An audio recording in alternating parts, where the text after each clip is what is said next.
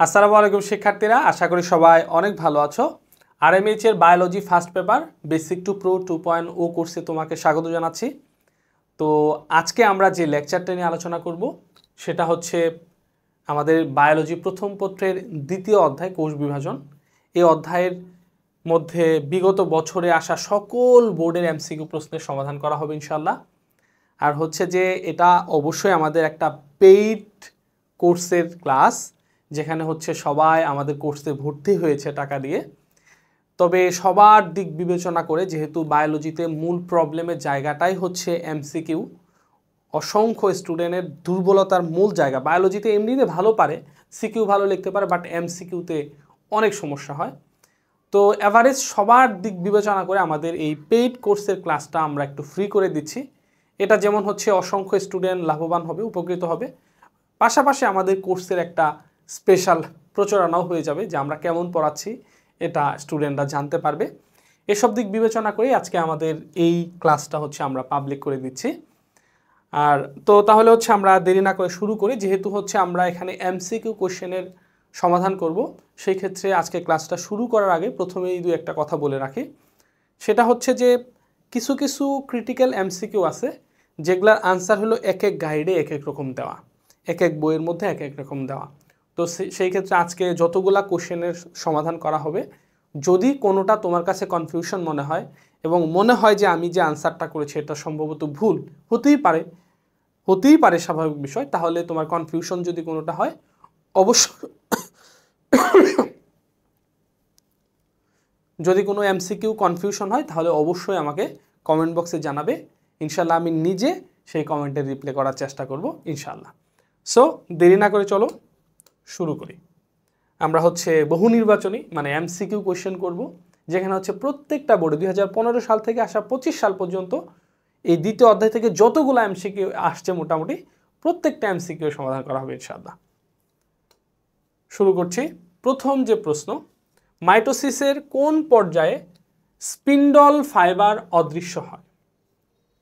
মাইটোসিসের কোন পর্যায়ে spindle fibre অদৃশ্য হয়? ভালো করে মনে রাখো, স্পিন্ডল ফাইবার যে আছে, যখন হচ্ছে কোষ এই যে আমাদের আমরা যখন প্রোফেজ, প্রোমেটাফেজ, মেটাফেজ, অ্যানাফেজ পড়ছি, তখন কি হয়েছে? প্রোমেটাফেজ ধাপের মধ্যে স্পিন্ডল যন্ত্রের সৃষ্টি হয়েছে। এই যে তন্তুগুলা, এগুলা কিন্তু স্পিন্ডল ফাইবার। এগুলা অদৃশ্য হয়ে যায় কোন ধাপের মধ্যে?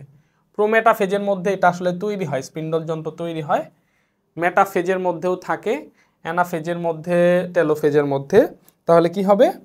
আমরা জানি যে মাইটোসিস বিভাজনের যে 5টা ধাপ আছে, প্রোফেজ, প্রোমেটাফেজ, মেটাফেজ, অ্যানাফেজ এবং টেলোফেজ।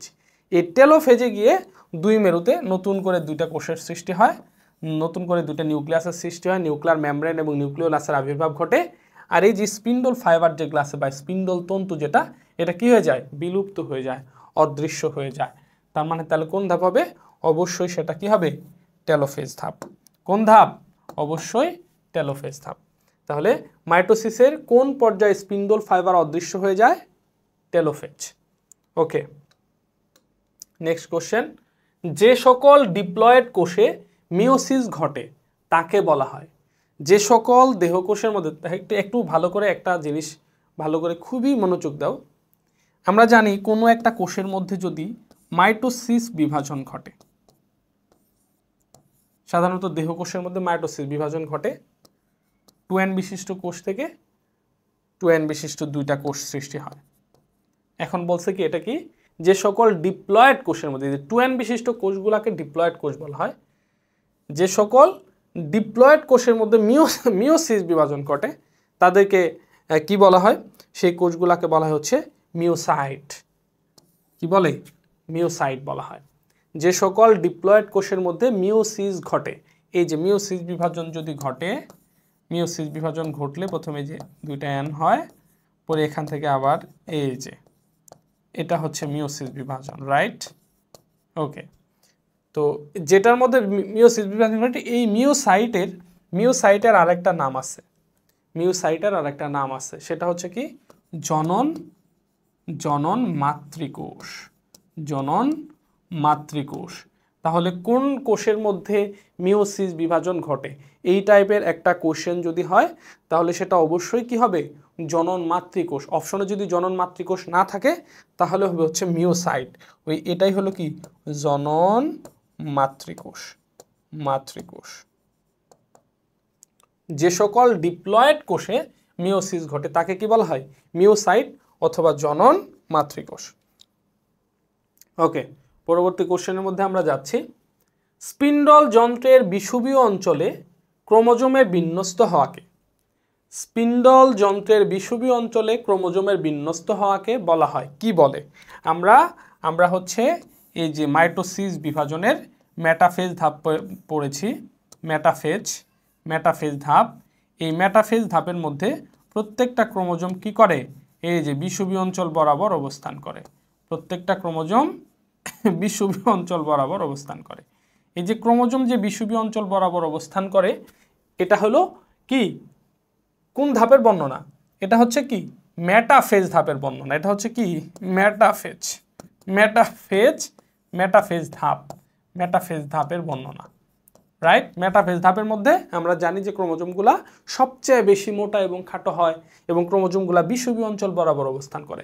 এই বিষুবীয় অঞ্চল যে বরাবর যে অবস্থান করে এটাকে কি বলা হয়? এটাকে যেহেতু মেটাফেজ, এই যে মেটাকাইনেসিস বলা হয়। কি বলা হয়? মেটাকাইনেসিস। তাহলে মেটাফেজ ধাপের মধ্যে ক্রোমোজোমগুলা যে বিষুবীয় অঞ্চল বরাবর অবস্থান করে, এই যে বিষুবীয় অঞ্চল যে বরাবর অবস্থান করতেছে এটাকেই কি বলা হয়? মেটাকাইনেসিস বলা হয়। কি বলা হয়? মেটাকাইনেসিস। পরের কোশ্চেনে যাচ্ছি। নিচের কোনটিতে মিওসিস ভূমিকা রাখে? মিওসিস বিভাজন ভূমিকা রাখে কোনটাতে? আমরা কিন্তু এগুলো বেসিক ক্লাসে মোটামুটি প্রত্যেকটা টপিক কিন্তু আমরা পড়েছি। দেহ গঠনে না, দেহ গঠনে হচ্ছে ভূমিকা রাখে হচ্ছে মাইটোসিস বিভাজন। ক্ষয়পূরণে না, ক্ষয়পূরণে ভূমিকা রাখে হচ্ছে মাইটোসিস বিভাজন। অঙ্গজ জননে না, অঙ্গজ জননে ভূমিকা রাখে হচ্ছে মাইটোসিস বিভাজন। তোমরা যখন এমসিকিউ পড়বা, এমসিকিউতে ভালো করার প্র্যাকটিসটা কি, কীভাবে আমরা বায়োলজির এমসিকিউতে ভালো করতে পারি?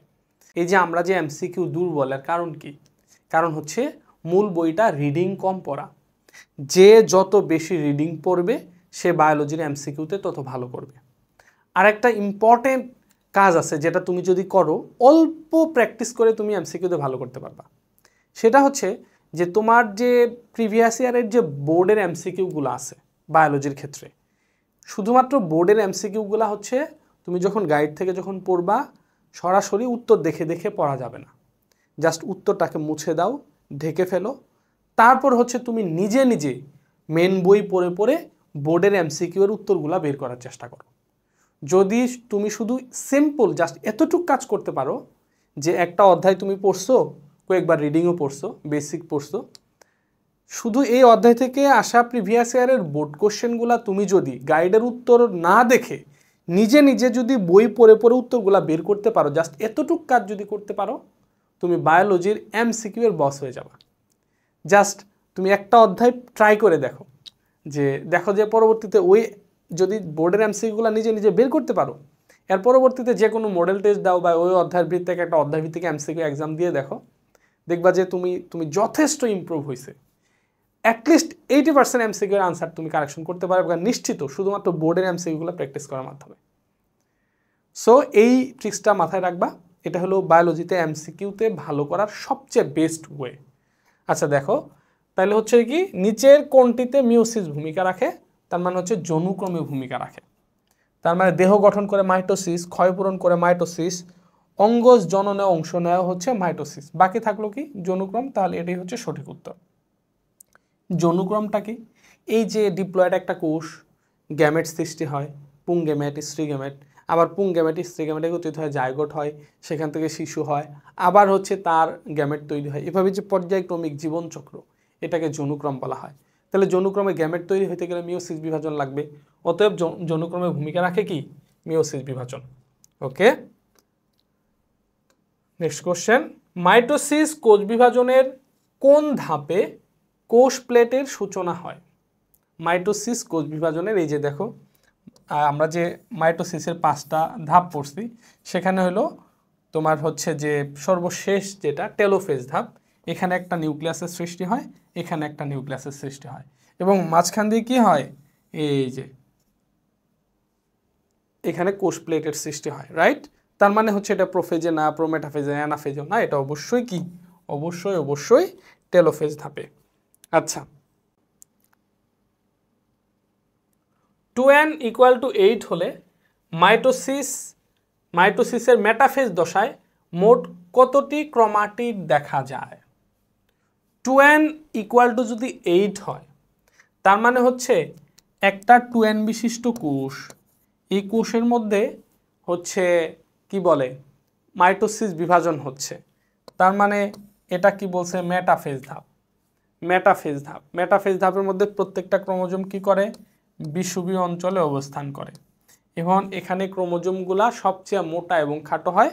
আমরা জানি যে ক্রোমোজোমগুলা কি বলছে, এই যে দেখো কয়টি ক্রোমাটিড দেখা যাবে, এখানে কিন্তু ক্রোমোজোমগুলা কি হয়, এই যে এরকম হয়, এই যে ক্রোমাটিড, তাহলে একটা ক্রোমোজোমের মধ্যে 2টা করে ক্রোমাটিড থাকে, রাইট? 2টা করে ক্রোমাটিড থাকে, তাহলে এখানে টোটাল হচ্ছে ক্রোমোজোম সংখ্যা যদি 8টা হয়, তাহলে মোট কতটি ক্রোমাটিড দেখা যাবে?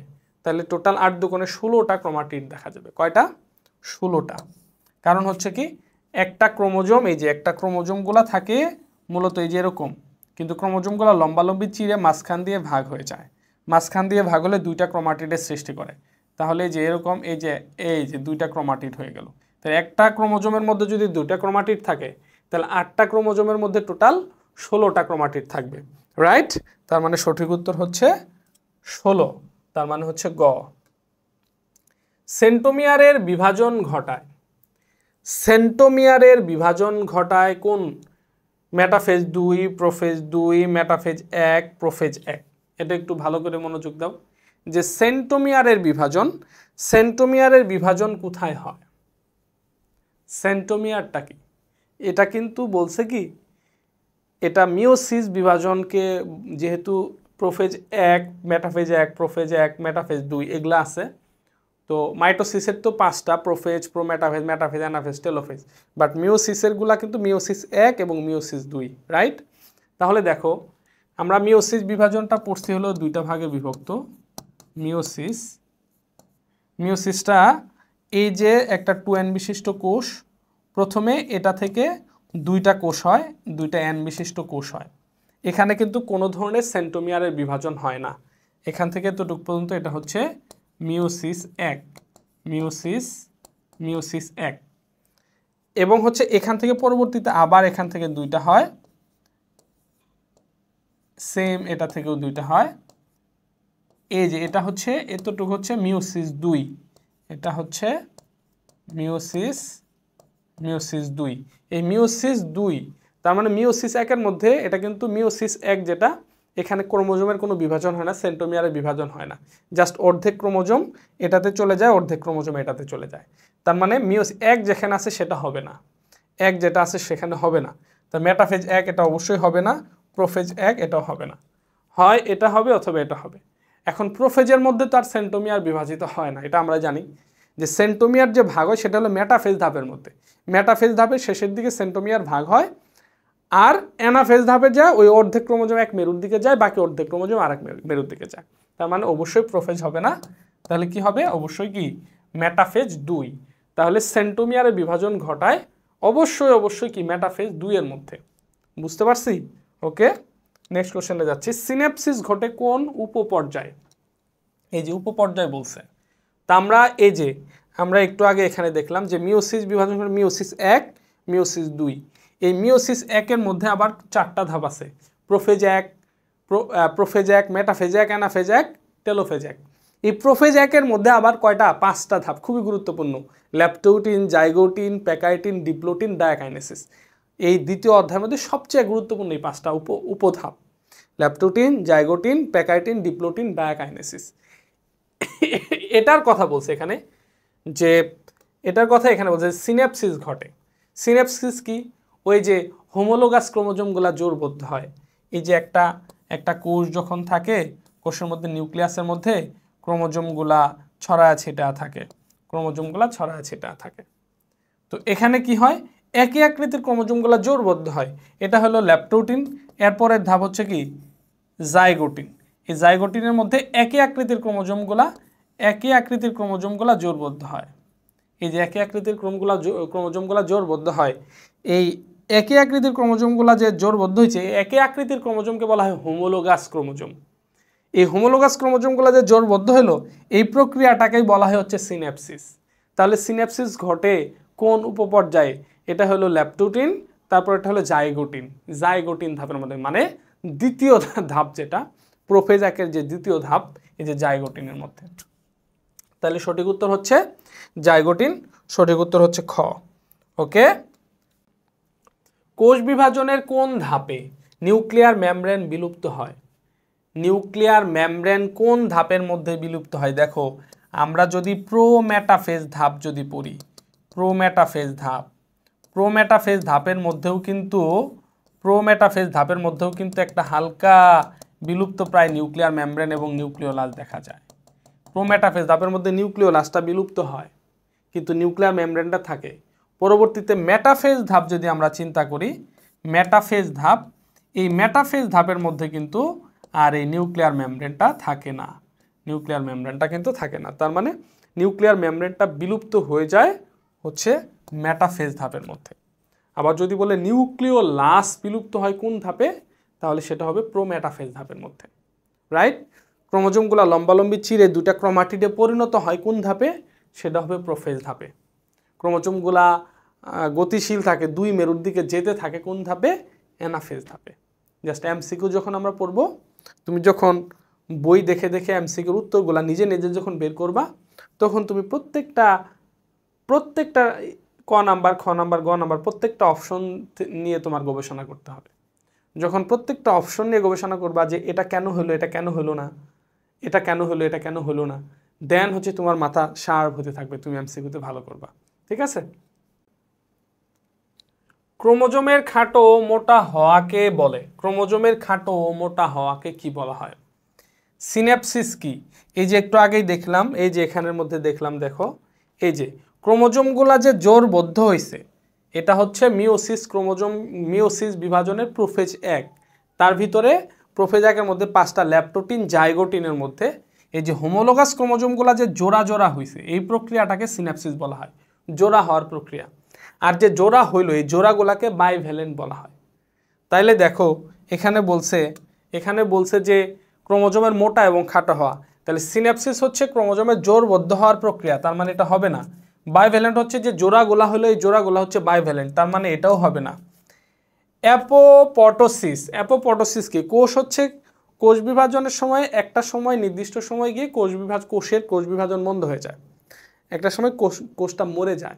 এই যে কোষ যে মরে যাবে, এই প্রক্রিয়াটা হচ্ছে অ্যাপোপটোসিস, তার মানে এটাও না। বাকি থাকলো কোনটা? এই যেটা কনডেনসেশন। আমরা কিন্তু এটা বেসিক লেকচারের মধ্যে খুব গুরুত্ব দিয়ে ভালোভাবে পড়ছি যে ক্রোমোজোমগুলা মোটা এবং খাটো হয়। কিভাবে হয়?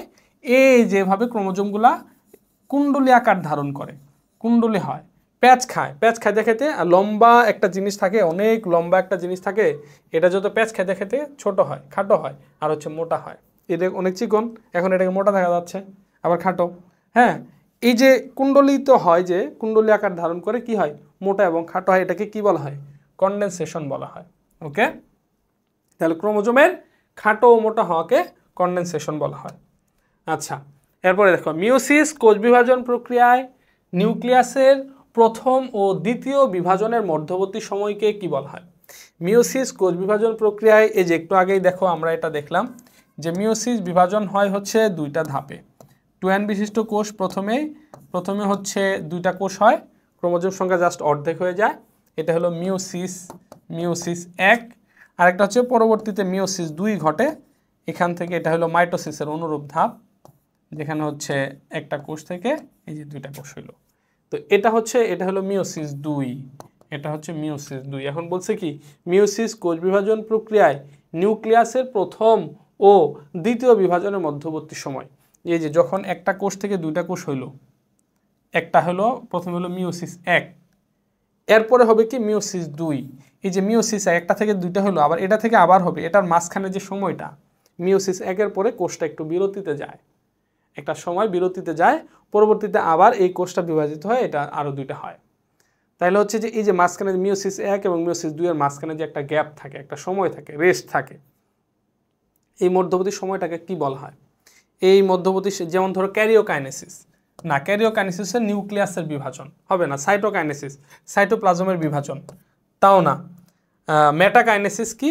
ওই যে মেটাফেজ ধাপের মধ্যে যে ক্রোমোজোমগুলো যে বিষুবীয় অঞ্চল বরাবর থাকে সেটা হচ্ছে কি মেটাকাইনেসিস, অতএব এটাও না। তাহলে হচ্ছে কি ইন্টারকাইনেসিস। জি এক্স্যাক্টলি এটাই সঠিক উত্তর, সেটা হচ্ছে কি ইন্টারকাইনেসিস। এই যে মিওসিস 1 এবং মিওসিস 2 এর মাঝখানে কোষগুলা যে বিরতিকাল পাস করে, যেটা হচ্ছে যে মধ্যবর্তী যে সময় থাকে, এই সময় অতিক্রম করে যেটা, এটাকে কি বলা হয়? ইন্টারকাইনেসিস বলা হয়। কি বলা হয়? সেটাকে ইন্টারকাইনেসিস বলা হয়। ক্রসিং ওভার সম্পর্কে সর্বপ্রথম ধারণা কে দেন? ক্রসিং ওভার সম্পর্কে সর্বপ্রথম ধারণা কে দেন? Thomas Hunt Morgan. তোমাদের প্রত্যেকটা বইয়ের মধ্যে বায়োলজির ক্ষেত্রে যে কোনো টপিক পড়লে সেখানে কোনটা কোন বিজ্ঞানী আবিষ্কার করছে তাদের নাম থাকে, দয়া করে তাদের নামগুলো একটু মনে রাখার চেষ্টা করবা। তাহলে ক্রসিং ওভার সম্পর্কে সর্বপ্রথম ধারণা কে দেন? Thomas Hunt Morgan. Okay. Mitosis কোষ বিভাজনের কোন ধাপে স্পিন্ডল যন্ত্রের সৃষ্টি হয়? মাইটোসিস বিভাজনের কোন ধাপে স্পিন্ডল যন্ত্রের সৃষ্টি হয়? আমার মনে হয় এটা সবচেয়ে সহজ কোশ্চেন ছিল, যে মাইটোসিস কোষ বিভাজনের কোন ধাপে স্পিন্ডল যন্ত্রের সৃষ্টি হয়? সেটা অবশ্যই কি? অবশ্যই হচ্ছে প্রোমেটাফেজ ধাপের মধ্যে সর্বপ্রথম স্পিন্ডল যন্ত্রের সৃষ্টি হয়। প্রোমেটাফেজ, যেটা হচ্ছে আগের এমসিকিউর মধ্যে ওগুলো আমরা ডিসকাশন করছি। স্পিন্ডল যন্ত্র সৃষ্টি হবে কোন ধাপে? প্রোমেটাফেজ। ক্রোমোজোমগুলো লম্বালম্বি চিরে যাবে প্রোফেজের মধ্যে, রাইট। বিষুবীয় অঞ্চলে অবস্থান করবে মেটাফেজ, দুই মেরুর দিকে যেতে থাকবে অ্যানাফেজ, ক্রোমোজোমগুলো গতিশীল থাকবে। তার মানে দেখো এখন পর্যন্ত যে এমসিকিউগুলো পড়তেছি এগুলা কিন্তু খুবই সহজ এমসিকিউ, এগুলো সব বোর্ডের কোশ্চেন। দেখো দিনাজপুর বোর্ড 22, তারপর হচ্ছে যে যশোর বোর্ড 25, মানে কোনো ক্রিটিক্যাল নাই। জাস্ট আমরা বায়োলজিটা ভয় পাই, পড়ি না, বা বইটা রিডিং কম পারি, যার কারণে এমসিকিউ এর আমাদের প্রবলেম হয়। দেখো নেক্সট কোশ্চেনে যাচ্ছি। নিচের কোনটি নিউক্লিয়াসের বিভাজন? এই যে এটার সমাধান আমরা আগে করছি। দেখো এই যে আগে বলছি যে ব্যাখ্যা সহ কেন পড়বা। এই যে আমরা এখানে বলছিলাম যে নিউক্লিয়াসের বিভাজনকে ক্যারিওকাইনেসিস বলা হয়, এই জন্য নিজে নিজে পড়বা। নিজে নিজে তুমি যে উত্তরটা বের করতা, তাহলে ক্যারিওকাইনেসিস বের করে দেখতা যে এটা কি নিউক্লিয়াসের বিভাজন, তাহলে পরবর্তী এমসিকিউ এই যে তোমার জন্য সহজ হয়ে গেল। সহজ হয়ে গেল যে আমি তো জানি, আমি তো পড়ছি। এই যে নিউক্লিয়াসের বিভাজনকে কি বলা হয়? ক্যারিওকাইনেসিস বলা হয়। এটা দেখা মাত্র আমি চিনতে পারতেছি। ঠিক আছে, ওকে। কোন দশায় ক্রোমোজোম কোষের বিষুবীয় অঞ্চলে বিন্যস্ত হয়? ক্রোমোজোমগুলা বিষুবীয়, এটাও আমাদের আগে চলে গেছে। বিষুবীয় অঞ্চল বরাবর থাকে কি মেটাফেজ ধাপের মধ্যে। মেটাফেজ ধাপের মধ্যে ক্রোমোজোমগুলা বিষুবীয় অঞ্চল বরাবর থাকে। এই বিষুবীয় অঞ্চল বরাবর যে থাকে এটাকে কি বলা হয়? মেটাকাইনেসিস বলা হয়। আচ্ছা, এরপরে হচ্ছে কি সাব মেটাসেন্ট্রিক ক্রোমোজোম কোষ বিভাজনের অ্যানাফেজ দশায় ইংরেজি কোন অক্ষরের আকৃতি ধারণ করে? এই যে এখানে মেটাসেন্ট্রিক, সাবমেটাসেন্ট্রিক, অ্যাক্রোসেন্ট্রিক, টেলোসেন্ট্রিক, এই চারটা বিষয় সম্বন্ধে একটু ধারণা থাকা খুব দরকার। সেটা হচ্ছে কি যেটা ভি আকৃতির ক্রোমোজোম, এই যে সেন্টোমিয়ার হচ্ছে মাঝখানে থাকবে, দুই পাশের বাহু দুইটা সমান আকৃতি থাকবে, এটা হচ্ছে কি মেটাসেন্ট্রিক। ভি আকৃতির এটা হচ্ছে কি, এই যে ভি আকৃতির যেটা, এটা হচ্ছে মেটাসেন্ট্রিক। মেটাসেন্ট্রিক।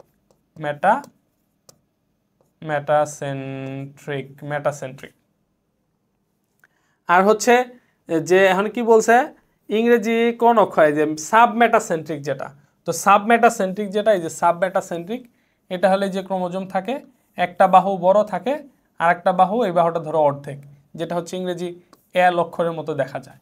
এল, এই যে এল অক্ষরের মতো দেখা যায়। তার মানে হচ্ছে এটা হলো সাবমেটাসেন্ট্রিক। তাহলে সাবমেটাসেন্ট্রিক দেখা যাবে কি এল অক্ষরের মতো। আর যেটা এটা হচ্ছে অ্যাক্রোসেন্ট্রিক।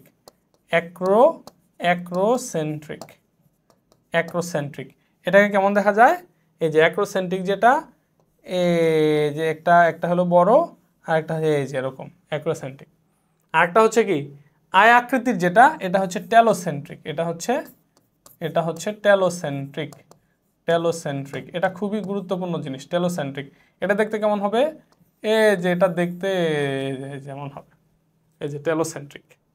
তাহলে হচ্ছে ভি আকৃতির যেটা সেন্ট্রোমিয়ার মাঝখানে থাকবে মেটাসেন্ট্রিক, আর এটা হচ্ছে মোটামুটি এল এর মতো থাকবে, একটা বাহু বড় থাকে আরেকটা বাহু এটার অর্ধেক থাকবে অনেকটা, এটা হচ্ছে সাবমেটাসেন্ট্রিক এল আকৃতির। যে আকৃতির যেটা অ্যাক্রোসেন্ট্রিক, এটা একটু এই যে বাঁকানো থাকবে, হ্যাঁ। আর টেলোসেন্ট্রিক যেটা, এটা অনেকটা আয়ের মতো মনে হবে, এটা হচ্ছে টেলোসেন্ট্রিক। সেন্ট্রোমিয়ারটা একেবারে শেষের দিকে থাকবে। ওকে, এটা কিন্তু খুবই ইম্পর্টেন্ট জিনিস, এখান থেকে অনেক এমসিকিউ আসার সম্ভাবনা আছে। আচ্ছা, নিচের কোন ধাপে কায়াজমা সৃষ্টি হয়? ল্যাপটোটিন, জাইগোটিন, পেকাইটিন, ডিপ্লোটিন। কায়াজমা সৃষ্টি হয়, মনে রাখবা, এটা খুবই গুরুত্বপূর্ণ জিনিস। ল্যাপটোটিন, এটার মধ্যে জাস্ট ক্রোমোজোমগুলো মোটাখাটো হয়। জাইগোটিনের মধ্যে হোমোলোগাস ক্রোমোজোমগুলো জোরবদ্ধ হয়। এই যে পেকাইটিনের মধ্যে, জাস্ট আমি জাইগোটিনটা দেখাই, এই যে এটা হচ্ছে মিওসিস বিভাজনের প্রোফেজ 1, প্রোফেজ 1-এর মধ্যে যে 5টা উপধাপ আছে, ল্যাপটোটিন, দ্বিতীয় ধাপ হচ্ছে জাইগোটিন। এই যে জাইগোটিনের মধ্যে কি হয়েছে, এই যে হোমোলোগাস ক্রোমোজোমগুলো জোরবদ্ধ হয়েছে। জাইগোটিনের মধ্যে এই যে হোমোলোগাস ক্রোমোজোমগুলো জোরবদ্ধ হয়েছে, এটা হলো জাইগোটিন, এটা হচ্ছে জাইগোটিন। জাইগোটিনের পরের ধাপে হচ্ছে পেকাইটিন।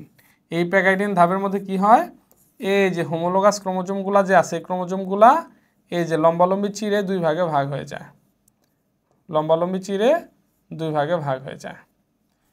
তখন হচ্ছে এই যে, এবং হলো কি, এই যে 2টা করে ক্রোমাটিড সৃষ্টি করে, এবং এই ক্রোমাটিডগুলো এই যে একটা জায়গাতে যা যুক্ত হয়ে যায়, 2টা সিস্টার ক্রোমাটিড একসাথে যুক্ত হয়ে যায়। জাস্ট চিত্রটা আমি একটু বড় করে আঁকি, তাহলে ভালো বোঝা যাবে, একটু বড় করে আঁকি।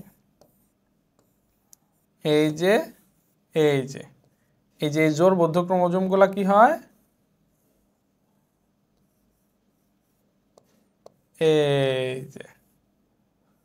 এই যে জোরবদ্ধ ক্রোমোজোমগুলো কি হয়, এই যে 2টা নন সিস্টার ক্রোমাটিড একটা জায়গাতে যুক্ত হয়ে যায়। এটা কোন ধাপের মধ্যে? পেকাইটিন ধাপের মধ্যে। সেখানে ক্রোমোজোমগুলো লম্বালম্বি চিরে 2টা করে ক্রোমাটিডে পরিণত হয়। তার মানে 2টা করে ক্রোমাটিডে পরিণত হয়, এটা কোন ধাপে? পেকাইটিন ধাপের মধ্যে। বা হচ্ছে তাহলে একটা বাইভ্যালেন্টের মধ্যে, জোড়াটাকে বাইভ্যালেন্ট বলা হয়। বাইভ্যালেন্টের মধ্যে কয়টা ক্রোমাটিড হয়েছে? 4টা ক্রোমাটিড। এই অবস্থাটাকে কি বলে? ট্রেট্রাড হয়। তাহলে ট্রেট্রাড অবস্থার সৃষ্টি হয় কোন ধাপের মধ্যে? সেটাও পেকাইটিনের মধ্যে। কিসের মধ্যে? পেকাইটিনের মধ্যে, পেকাইটিন উপধাপে। তাহলে ট্রেট্রাড গঠন হয় পেকাইটিন উপধাপে, ক্রোমোজোমগুলো চিরে যায় পেকাইটিন উপধাপে।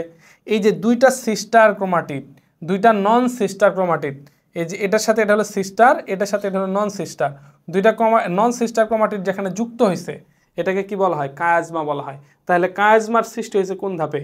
এটাও পেকাইটিন ধাপে। তাহলে ক্রোমোজোমগুলো চিরে যায় পেকাইটিনে, ট্রেট্রাড অবস্থার সৃষ্টি হয় পেকাইটিনে, কায়াজমা গঠন হয় পেকাইটিনে, ক্রসিং ওভার সম্পূর্ণ হয় কোথায়? এখানে কিন্তু আবার ক্রসিং ওভার হয়, অনুরূপ অংশের স্থান বিনিময়, এটাই পাশে চলে যায়, এটাই পাশে চলে যায়। ক্রসিং ওভার হয় কোন ধাপে? এই পেকাইটিনে।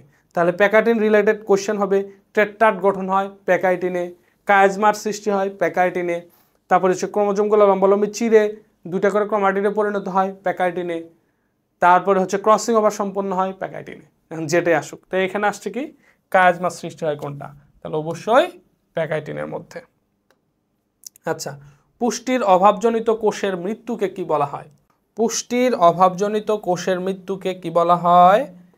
নেক্রোসিস বলা হয়। এটা মনে রাখো। আচ্ছা, জেনেটিক্যালি নিয়ন্ত্রিত কোষ মৃত্যুকে কি বলা হয়? জেনেটিক্যালি নিয়ন্ত্রিত কোষ মৃত্যুকে অ্যাপোস্টোসিস বলা হয়। তাহলে দেখো 2টা জিনিস, একটা হচ্ছে পুষ্টির কারণে কোষের মৃত্যু হয়েছে, এটা হচ্ছে নেক্রোসিস। পুষ্টির অভাবে কোষের মৃত্যু হয়েছে, এটা হচ্ছে নেক্রোসিস। আর হচ্ছে জেনেটিক্যালি কোষের যে মৃত্যু হয়েছে, জেনেটিক্যালি যে কোষের মৃত্যু হয়েছে সেটা হচ্ছে অ্যাপোস্টোসিস। তাহলে জেনেটিক্যালি কোষের মৃত্যু হচ্ছে অ্যাপোস্টোসিস, আর পুষ্টির অভাবের কারণে কোষের মৃত্যু হচ্ছে নেক্রোসিস, রাইট? ওকে। কোষ প্রাচীরের মধ্যপর্দার গঠন প্রক্রিয়া কোষ বিভাজনের কোন দশা থেকে শুরু হয়? কোষ প্রাচীরের মধ্যপর্দার গঠন প্রক্রিয়া এই যে যখন হচ্ছে যে টেলোফেজ ধাপ ঘটে, এই যে 2 পাশে 2 মেরুর সৃষ্টি হয়, এখনই কিন্তু কি হয়? যে মধ্যপর্দার যে গঠন প্রক্রিয়া, কারণ কোষ প্রাচীরের মধ্যপর্দা হবে, 2টা কোষ আলাদা হয়ে যাবে, তো এটার গঠন প্রক্রিয়া শুরু হয় কোন ধাপের মধ্যে? সেটা অবশ্যই টেলোফেজের মধ্যে। আচ্ছা, এখন হচ্ছে যেমন ধরো টেলোফেজের মধ্যে আর কি হয়, যদি বলতো যে কোষ প্লেট সৃষ্টি হয় কোন ধাপের মধ্যে, এই যে কোষ প্লেট তৈরি হয় সেটাও হচ্ছে ওই টেলোফেজের মধ্যেই হইতো। দুই মেরুতে অপত্য ক্রোমোজোমের সৃষ্টি হয় কোন ধাপের মধ্যে, অপত্য নিউক্লিয়াসের সৃষ্টি হয়, এটাও হচ্ছে টেলোফেজ ধাপের মধ্যে। পুনরায় নিউক্লিয়ার মেমব্রেন এবং নিউক্লিওলাসের আবির্ভাব ঘটে কোন ধাপে, সেটাও হচ্ছে টেলোফেজ ধাপে। জাস্ট বুঝে বুঝে সমাধান করার চেষ্টা করো। কোষচক্রের কোন ধাপে নিউক্লিয়াসকে বিপাকীয় নিউক্লিয়াস বলা হয়? বিপাকীয় নিউক্লিয়াস কখন বলা হয় ভালো করে দেখো। কোষচক্রের কথা বলছে, এই যে কোষচক্রের মধ্যে এটা হচ্ছে এম দশা, তারপর হচ্ছে G1, তারপর হচ্ছে এস দশা, তারপর হচ্ছে কি G2। এই হচ্ছে কোষচক্রের যে ধাপগুলা, G1 S G2।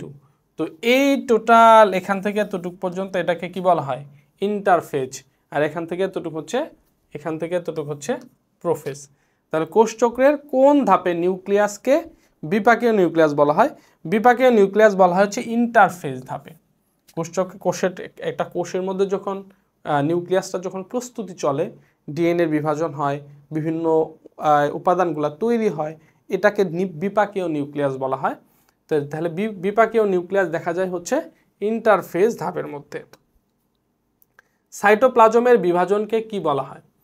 এটা হচ্ছে আগের ব্যাখ্যাতে আমরা পড়ছি যে নিউক্লিয়াসের বিভাজনকে ক্যারিওকাইনেসিস বলা হয়, আর সাইটোপ্লাজমের বিভাজনকে সাইটোকাইনেসিস বলা হয়। আচ্ছা, কোন উপপর্যায়টিতে ক্রসিং ওভার ঘটে? এই যে একটু আগে আমরা বলছিলাম যে টেট্রাডের সৃষ্টি হয় প্যাকাইটিনের মধ্যে, তারপরে হচ্ছে ক্রোমোজোমগুলো দুইটা ভাগে দুইটা ক্রোমাটিডে পরিণত হয় প্যাকাইটিনের মধ্যে, ক্রসিং ওভার ঘটে প্যাকাইটিনের মধ্যে, কায়াজমার সৃষ্টি হয় প্যাকাইটিনের মধ্যে। তাহলে কোন উপপর্যায়ে ক্রসিং ওভার ঘটে তাহলে কি হবে? অবশ্যই প্যাকাইটিনের মধ্যে। ক্রোমোজোমগুলো যে আকৃতির দেখায়, ক্রোমোজোমগুলো বিভিন্ন আকৃতির দেখায়, আসলে এটা কি হবে? ক্রোমোজোমগুলো বিভিন্ন আকৃতির দেখায়, বা হচ্ছে এটা যে না হয়, এই যে যদি হয়, এই যে আকৃতির দেখায়, সেটা অবশ্যই কি অ্যানাফেজ ধাপের মধ্যে। তখন ক্রোমোজোমগুলো যখন দুই মেরুতে চলে যায় তখন VL যে মেটাসেন্ট্রিক, সাবমেটাসেন্ট্রিক, অ্যাক্রোসেন্ট্রিক, টেলোসেন্ট্রিক বিভিন্ন আকারের দেখায়, রাইট? সেটা হচ্ছে কোন ধাপে? অবশ্যই সেটা অ্যানাফেজ ধাপের মধ্যে। মাইটোসিসের কোন পর্যায়ে ক্রোমোজোমগুলোকে ইংরেজি বিভিন্ন অক্ষরের মতো দেখায়? এই যে ওইটা একই জিনিস, যে এই ক্রোমোজোমগুলোকে ইংরেজি বিভিন্ন অক্ষরের মতো দেখায় কোন ধাপের মধ্যে? অ্যানাফেজ ধাপের মধ্যে। আর এই যে বিভিন্ন অক্ষরের মধ্যে দেখায় কোনটাকে কি সাবমেটাসেন্ট্রিক কোনটা এল আকৃতির, মেটাসেন্ট্রিক কোনটা ভি আকৃতির, তারপর হচ্ছে অ্যাক্রোসেন্ট্রিক কোনটা জে আকৃতির, টেলোসেন্ট্রিক কোনটা আই আকৃতির, এগুলো মনে রাখতে হবে। প্রান্তীয়করণ কোন উপপর্যায়ে ঘটে? এই যে প্রান্তীয়করণ যে ঘটে, এটা কোনটার মধ্যে প্রান্তীয়করণ ঘটে? কোন উপপর্যায়ের মধ্যে প্রান্তীয়করণ ঘটে? সেটা হচ্ছে কি ডিপ্লোটিন ধাপের মধ্যে। দেখো এই যে ডিপ্লোটিন ধাপে জাস্ট যদি আমরা প্যাকাইটিন থেকে ডিপ্লোটিনের মধ্যে যাই, এই যে প্যাকাইটিনের মধ্যে কি ছিল? প্যাকাইটিনের মধ্যে এই যে ক্রোমোজোমগুলা এই যে ক্রসিং ওভার ঘটে আর কি, এই যে এরকম ছিল কায়াজমার মধ্যে, এখানে ক্রসিং ওভার ঘটছে। বাট এটা হলো প্যাকাইটিন ধাপ। প্যাকাইটিনের পরের ধাপ হচ্ছে ডিপ্লোটিন ধাপ। সেখানে কি হয়? এই যে দুইটা সেন্টোমিয়ারের মধ্যে বিকর্ষণ শুরু হয়, দুইটা ক্রোমোজোমের মধ্যে বিকর্ষণ শুরু হয়, দুইটা সেন্টোমিয়ারের মধ্যে বিকর্ষণ শুরু হলে এই যে কায়াজমা দুইটা ক্রোমাটিড যে একসাথে যুক্ত হয়েছে, তখন এটার মধ্যে একটা টান পড়ে, তখন এটা ওই প্রান্তের দিকে সরে যেতে থাকে, এই কায়াজমাটা প্রান্তের দিকে সরে যেতে থাকে। এটাকে কি বলা হয়? প্রান্তীয়করণ বা টার্মিনালাইজেশন বলা হয়। এটা হচ্ছে কি প্যাকাইটিনের পরের ধাপ যেটা। তাহলে প্যাকাইটিনের পরের ধাপ কোনটা? ডিপ্লোটিন। তাহলে ডিপ্লোটিন ধাপের মধ্যে এই ঘটনাটা ঘটে। এই জন্য এই যে 5টা ধাপ যে আছে, এটার পর্যায়ক্রমটা মনে রাখতে হবে। ল্যাপ্টোটিন, জাইগোটিন, প্যাকাইটিন, ডিপ্লোটিন এবং সর্বশেষ হচ্ছে ডায়াকাইনেসিস। পর্যায়ক্রমটা মনে রাখতে হবে। ল্যাপ্টোটিন, জাইগোটিন, প্যাকাইটিন, ডিপ্লোটিন, ডায়াকাইনেসিস। মাইটোসিসের কোন ধাপে এস্টার রশ্মি গঠন করে? মাইটোসিস বিভাজনের মধ্যে এস্টার রশ্মি গঠন করে কোন ধাপের মধ্যে? এস্টার রশ্মি গঠন করে কোন ধাপের মধ্যে? প্রোমেটাফেজ ধাপের মধ্যে। আমরা জানি যে প্রোফেজের মধ্যে ক্রোমোজোমগুলা মোটা খাটো হয়, হ্যাঁ, এটা হলো মূল প্রক্রিয়া, যেটা ক্রোমোজোমগুলো মোটা খাটো হয়, নিউক্লিয়াস সবচেয়ে বড় আকৃতির হয়, অনেক কিছু প্রোফেজের মধ্যে আছে। এবং সেন্ট্রোমিয়ার সেন্ট্রিউল যেটা দুই ভাগে ভাগ হয়, এবং এই যে প্রোমেটাফেজের মধ্যে সেন্ট্রিউল থেকে, এটা শুধু প্রাণী কোষের ক্ষেত্রে সেন্ট্রিউল থেকে এস্টার রশ্মি নিঃসৃত হয়, এস্টার রশ্মি নিঃসৃত হয়। তাহলে এটা হচ্ছে কি এস্টার রশ্মি নিঃসৃত হয় বা এস্টার রশ্মি গঠন করে, এটা কোন ধাপের মধ্যে? প্রোমেটাফেজ ধাপের মধ্যে। আচ্ছা, মিওসিস কোষ বিভাজনে এক্স আকৃতির গঠন দেখা যায় নিম্নের কোনটিতে? এই যে আমরা বলছি না প্যাকাইটির মধ্যে, প্যাকাইটিন ধাপের মধ্যে কি হয়? প্যাকাইটিনের মধ্যে টেট্রাড গঠন হয়, ক্রসিং ওভার ঘটে। এই যে যখন হচ্ছে প্যাকাইটিন ধাপের মধ্যে এই যে দুইটা ক্রোমোজোম,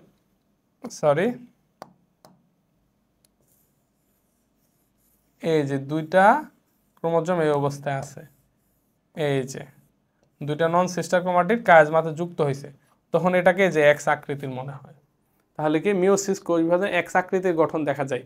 ওই এক্স আকৃতির গঠন, টেট্রাড সৃষ্টি হয় প্যাকাটিনের মধ্যে, ক্রোমোজোমগুলো লম্বালম্বি চিরে যায় প্যাকাটিনের মধ্যে, তারপরে হচ্ছে ক্রসিং ওভার ঘটে প্যাকাটিনের মধ্যে, এই যে এক্স আকৃতির গঠন দেখা যায় প্যাকাটিনের মধ্যে। ঠিক আছে, প্যাকাটিন ধাপটা বেশি ইম্পর্টেন্ট। কোষ বিভাজন কে আবিষ্কার করেন? তো কোষ বিভাজন কে আবিষ্কার করছে? কোষ বিভাজন আবিষ্কার করেন হচ্ছে ডব্লিউ ফ্লেমিং। ডব্লিউ ফ্লেমিং কোষ বিভাজন আবিষ্কার করেন। তো বলছি প্রত্যেকটা টপিক কোন বিজ্ঞানী কোনটা আবিষ্কার করছে একটু মনে রাখতে হবে, কষ্ট করে এটা একটু মুখস্থ করতে হবে। কোষ বিভাজন আবিষ্কার করছে কে? W Fleming. কোষ বিভাজন কে আবিষ্কার করে? W Fleming. আচ্ছা, মাইটোসিস বিভাজনের কোন পর্যায়ে ক্রোমোজোমীয় নৃত্য দেখা যায়? Chromosomal dance. ওফ, ক্রোমোজোমাল ডান্স আসলে কি? এই যে ক্রোমোজোমগুলা যখন সেন্টোমিয়া, ওই যে স্পিন্ডল তন্তুর সাথে যখন লেগে থাকে, তখন ক্রোমোজোমগুলা দুলতে থাকে, হেলে দুলে দুলতে থাকে, এটাকে ক্রোমোজোমাল ডান্স বলা হয়। তো কোন পর্যায়ে ক্রোমোজোমাল নৃত্য দেখা যায়? ক্রোমোজোমাল নৃত্য দেখা যায় প্রোমেটাফেজ ধাপের মধ্যে। এটা মনে রাখবা যে ক্রোমোজোমাল ডান্স, ক্রোমোজোমাল ডান্সটা কি? ক্রোমোজোমীয় নৃত্য। এই যে ক্রোমোজোমীয় নৃত্য এটা কি? যে এই যে মাইটোসিস বিভাজনের মধ্যে যখন হচ্ছে স্পিন্ডল যন্ত্রের সৃষ্টি হয়, স্পিন্ডল যন্ত্রের সৃষ্টি হয় এবং ক্রোমোজোমগুলা স্পিন্ডল তন্তুগুলার গায়ে লেগে থাকে, ক্রোমোজোমগুলা স্পিন্ডল তন্তুগুলার গায়ে লেগে থাকে। তো এই লেগে থাকা অবস্থায় ক্রোমোজোমগুলার বাহুগুলা এদিক ওদিক দুলতে থাকে। এই যে এটাকে ক্রোমোজোমীয় নৃত্য বা ক্রোমোজোমাল ডান্স বলে। এটা কখন লক্ষ্য করা যায়? প্রোমেটাফেজ ধাপের মধ্যে লক্ষ্য করা যায়। আচ্ছা, স্পোরোফাইটিক উদ্ভিদে কোথায় মিওসিস ঘটে? এই যে মিওসিস বিভাজন কোথায় ঘটে? মিওসিস বিভাজন কার মধ্যে ঘটে? অবশ্যই মিওসিস ঘটবে জনন মাতৃকোষে। কোথায় ঘটে? জনন মাতৃকোষের মধ্যে ঘটে। মিওসিস বিভাজন সবসময় কি হবে? আমরা অনেক সময় জনন কোষে দিয়ে দিই, না, জনন কোষে হলে হবে না, জনন কোষে কখনো মিওসিস ঘটে না। যেমন ধরো জনন কোষ মানে কি? এন বিশিষ্ট একটা কোষ। দেহকোষ হচ্ছে 2n বিশিষ্ট কোষ। দেহকোষের মধ্যে যখন মিওসিস বিভাজন ঘটে তখন হলো ক্রোমোজোম সংখ্যা অর্ধেক হয়, জনন কোষ তৈরি হয়। এখন জনন কোষের মধ্যে যদি আবার মিওসিস ঘটে তাহলে ক্রোমোজোম সংখ্যা অর্ধেক হবে, n/2 হবে। n/2 কোন ক্রোমোজোম? এটা জীবনে কেউ দেখছে? না, তার মানে এটা আসলে হয় না।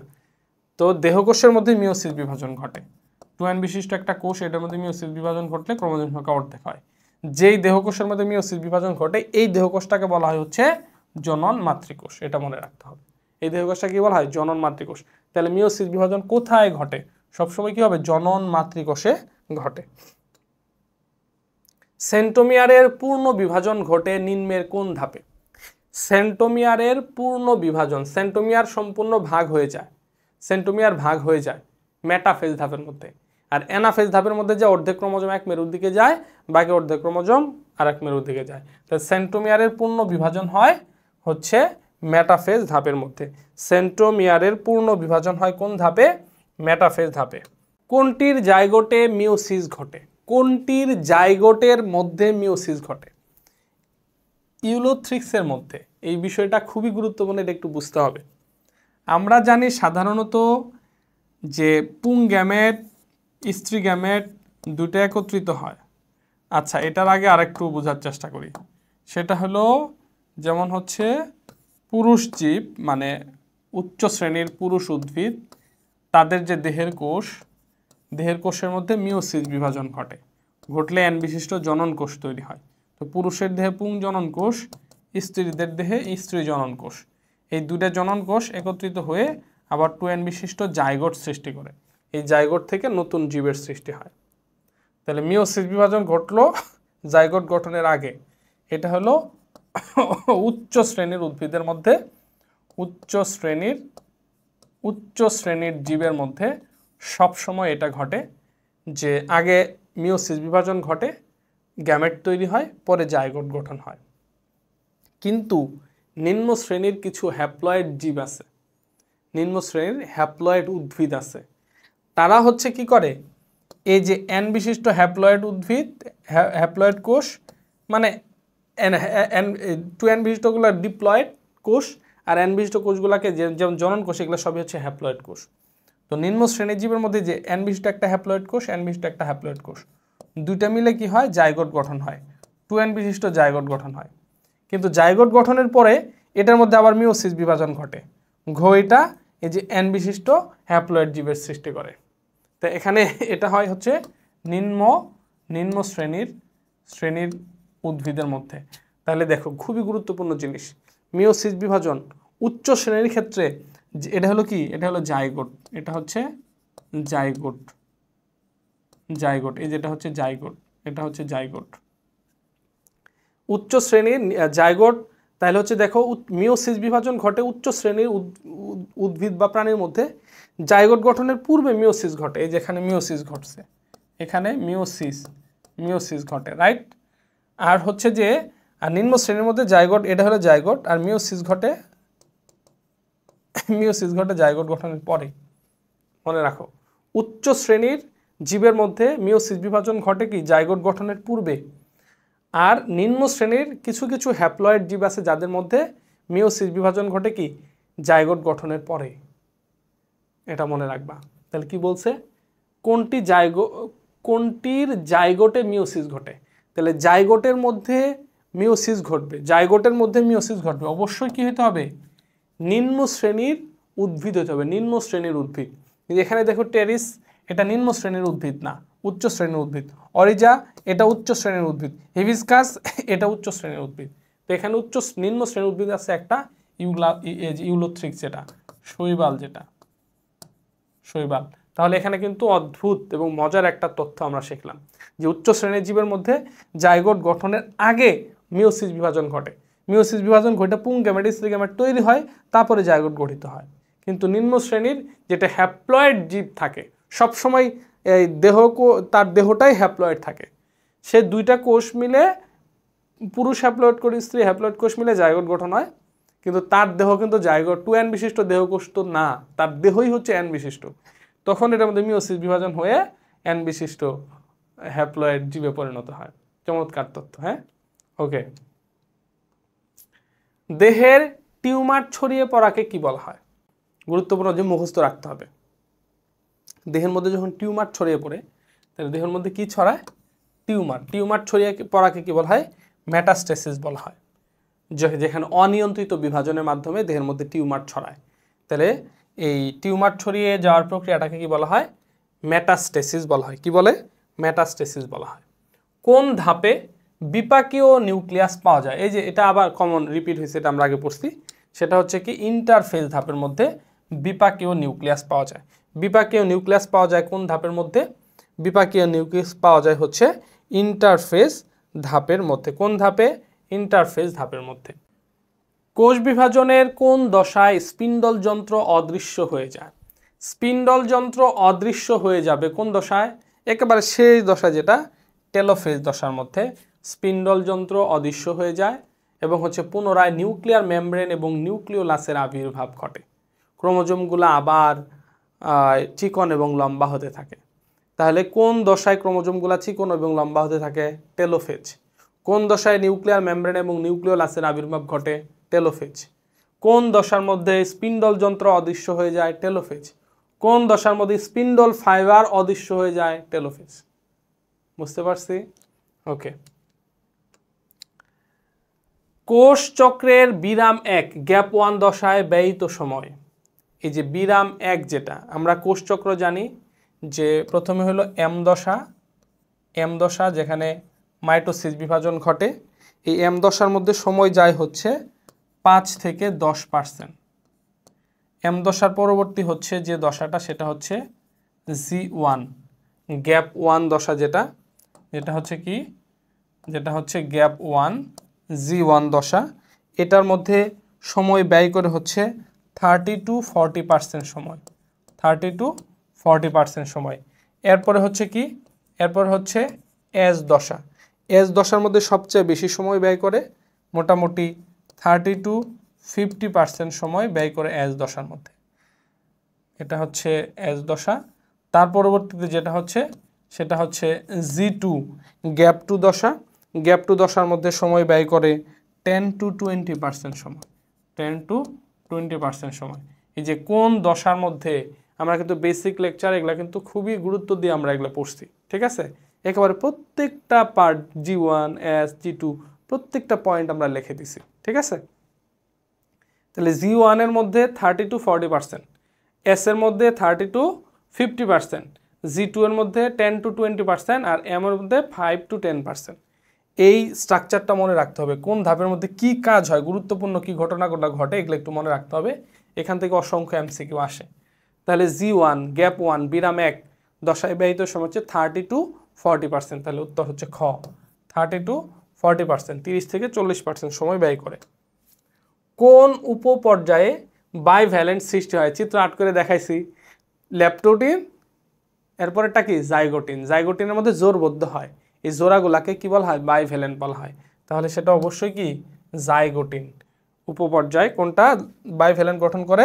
জাইগোটিনের মধ্যে। মিওসিসের প্রোফেজ 1 এর সঠিক ক্রম। প্রোফেজ 1 এর এই যে 5টা আমি বলছিলাম যে ক্রমটা মনে রাখবা, ক্রমটা মনে রাখতে হবে। তাহলে ক্রমটা কি? ল্যাপটোটিন, জাইগোটিন, প্যাকাইটিন, ডিপ্লোটিন। জি এটাই হলো সঠিক ক্রম। ল্যাপটোটিন, জাইগোটিন, প্যাকাইটিন, ডিপ্লোটিন এবং সর্বশেষ হচ্ছে ডায়াকাইনেসিস। ওকে। মিওসিসের প্রোফেজ 1 এর প্যাকাইটিন উপদশায় দৃশ্যমান এক্স আকৃতির অংশকে, এই যে এক্স আকৃতির যে অংশ, এখানে এই অংশটাকে কি বলা হয়? কায়াজমা বলা হয়। তাহলে এক্স আকৃতির অংশকে কি বলে? এক্স আকৃতির অংশটাকে কায়াজমা বলা হয়। কি বলা হয়? কায়াজমা বলা হয়। নিচের কোনটিতে ক্রোমোজোম গতিপ্রাপ্ত হয়? ক্রোমোজোমগুলা গতিপ্রাপ্ত হয়, গতি, অ্যানাফেজ ধাপ মানেই তো, অ্যানা মানে হচ্ছে গতি, ফেজ মানে হচ্ছে ধাপ, গতিময় ধাপ। তাহলে সঠিক হচ্ছে ক্রোমোজোমগুলা কি গতিপ্রাপ্ত হয় কোন ধাপে? অ্যানাফেজ ধাপের মধ্যে। কোষচক্রের সংশ্লেষণ দশায় ব্যয়িত সময়।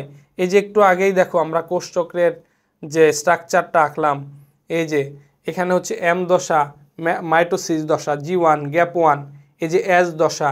এই এস দশার আরেকটা নাম হচ্ছে সংশ্লেষণ দশা, যেখানে ডিএনএ অনুলিপন বা ডিএনএ প্রতিলিপন সম্পন্ন হয়, ডিএনএ রেপ্লিকেশন সম্পন্ন হয় এই এস দশার মধ্যে। তাহলে ডিএনএ রেপ্লিকেশন হয় কোন দশায়? এস দশায়। এস দশার আরেকটা নাম কি? সংশ্লেষ দশা। এটার ব্যয়িত সময় কত? 30 to 50%, 30 to 50%। এই জন্য বুঝে বুঝে সলভ করবা।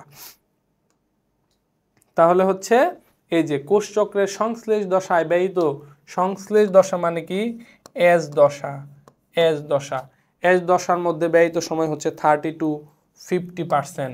এস দশার মধ্যে ব্যয়িত সময় হচ্ছে 30 to 50%। ধান গাছের কোথায় মিওসিস ঘটে? মিওসিস ধান গাছ, মানুষ, গরু, ছাগল, ভেড়া, জবার গাছ এগুলা কোনো কিছু নাই। মিওসিস বিভাজন কোথায় ঘটে? সবসময় মিওসিস বিভাজন ঘটে জনন মাতৃকোষে। মিওসিস বিভাজন কোথায় ঘটে? জনন মাতৃকোষে ঘটে। কোষ বিভাজনের কোন দশায় টেট্রাড অবস্থার তৈরি হয়? বলে দিছি, বারবার বলে দিছি, টেট্রাড অবস্থার তৈরি হয়। কি বলছিলাম? 2 ভাগে ভাগ হয়, টেট্রাড অবস্থার সৃষ্টি হয়, কায়াজমার সৃষ্টি হয়, এক্স আকৃতির মনে হয়, ক্রসিং ওভার সম্পন্ন হয়। সবগুলা তথ্য হচ্ছে প্যাকাইটিন উপদশায়। কোষ বিভাজনের কোন দশায় টেট্রাড হয়? সেটা অবশ্যই কি প্যাকাইটিন। কোষ বিভাজনের কোন ধাপে ক্রোমোজোমগুলো VLJI আকৃতি ধারণ করে? ভি হচ্ছে মেটাসেন্ট্রিক, এল হচ্ছে সাবমেটাসেন্ট্রিক, জে হচ্ছে অ্যাক্রোসেন্ট্রিক, আই হচ্ছে টেলোসেন্ট্রিক। এগুলা ধারণ করে কোনটার মধ্যে? অ্যানাফেজ ধাপের মধ্যে। যখন ক্রোমোজোমগুলো এক মেরু থেকে এই বিষুবীয় অঞ্চল থেকে মেরুর দিকে যখন যায় তখনই এরকম আকার ধারণ করে, অ্যানাফেজ ধাপের মধ্যে। প্রোফেজ 1 এর কোন উপপর্যায়ে নিউক্লিয়ার মেমব্রেনের বিলুপ্তি ঘটে? প্রোফেজ 1, এই যে প্রোফেজ 1 এর কোন উপপর্যায়ে নিউক্লিয়ার মেমব্রেনের বিলুপ্তি ঘটে? তাহলে নিউক্লিয়ার মেমব্রেনের বিলুপ্তি ঘটবে কোন ধাপের মধ্যে? একেবারে সর্বশেষ ধাপ, যেটা ডায়াকাইনেসিস। ঠিক আছে, এটা মনে রাখবো। ল্যাপটোটিন, জাইগোটিন, প্যাকাইটিন, ডিপ্লোটিন, ডায়াকাইনেসিস। সর্বশেষ ধাপের মধ্যে গিয়ে এই যে নিউক্লিয়ার যে মেমব্রেন আছে, এই মেমব্রেন কি হবে? বিলুপ্তি ঘটবে একবার সর্বশেষ ধাপের মধ্যে, সেটা হচ্ছে কি? ডায়াকাইনেসিস। মিওসিস কোষ বিভাজন প্রথম কে প্রত্যক্ষ করেন? মিওসিস কোষ বিভাজন প্রথম কে প্রত্যক্ষ করেন? সে হচ্ছে কি? বোভেরি। সম্ভবত 1887 সালে একটা কৃমির দেহের মধ্যে মিওসিস কোষ বিভাজন সর্বপ্রথম লক্ষ্য করেন কে? সর্বপ্রথম কে প্রত্যক্ষ করেন? বোভেরি। মনে রাখবা, মিওসিস বিভাজন প্রথম প্রত্যক্ষ করেন কে? বোভেরি। বিজ্ঞানীর নাম কি? বোভেরি। আচ্ছা, মিওসিস 1, প্রোফেজ 1। মিওসিসের প্রোফেজ 1 এর মধ্যে কি? জাইগোটিন, ডিপ্লোটিন, ল্যাপটোটিন, প্যাকেটে উল্টাপাল্টা করে দেওয়া আছে। তো ক্রমধারা কি? প্রথমে হচ্ছে ল্যাপটোটিন, ল্যাপটোটিন,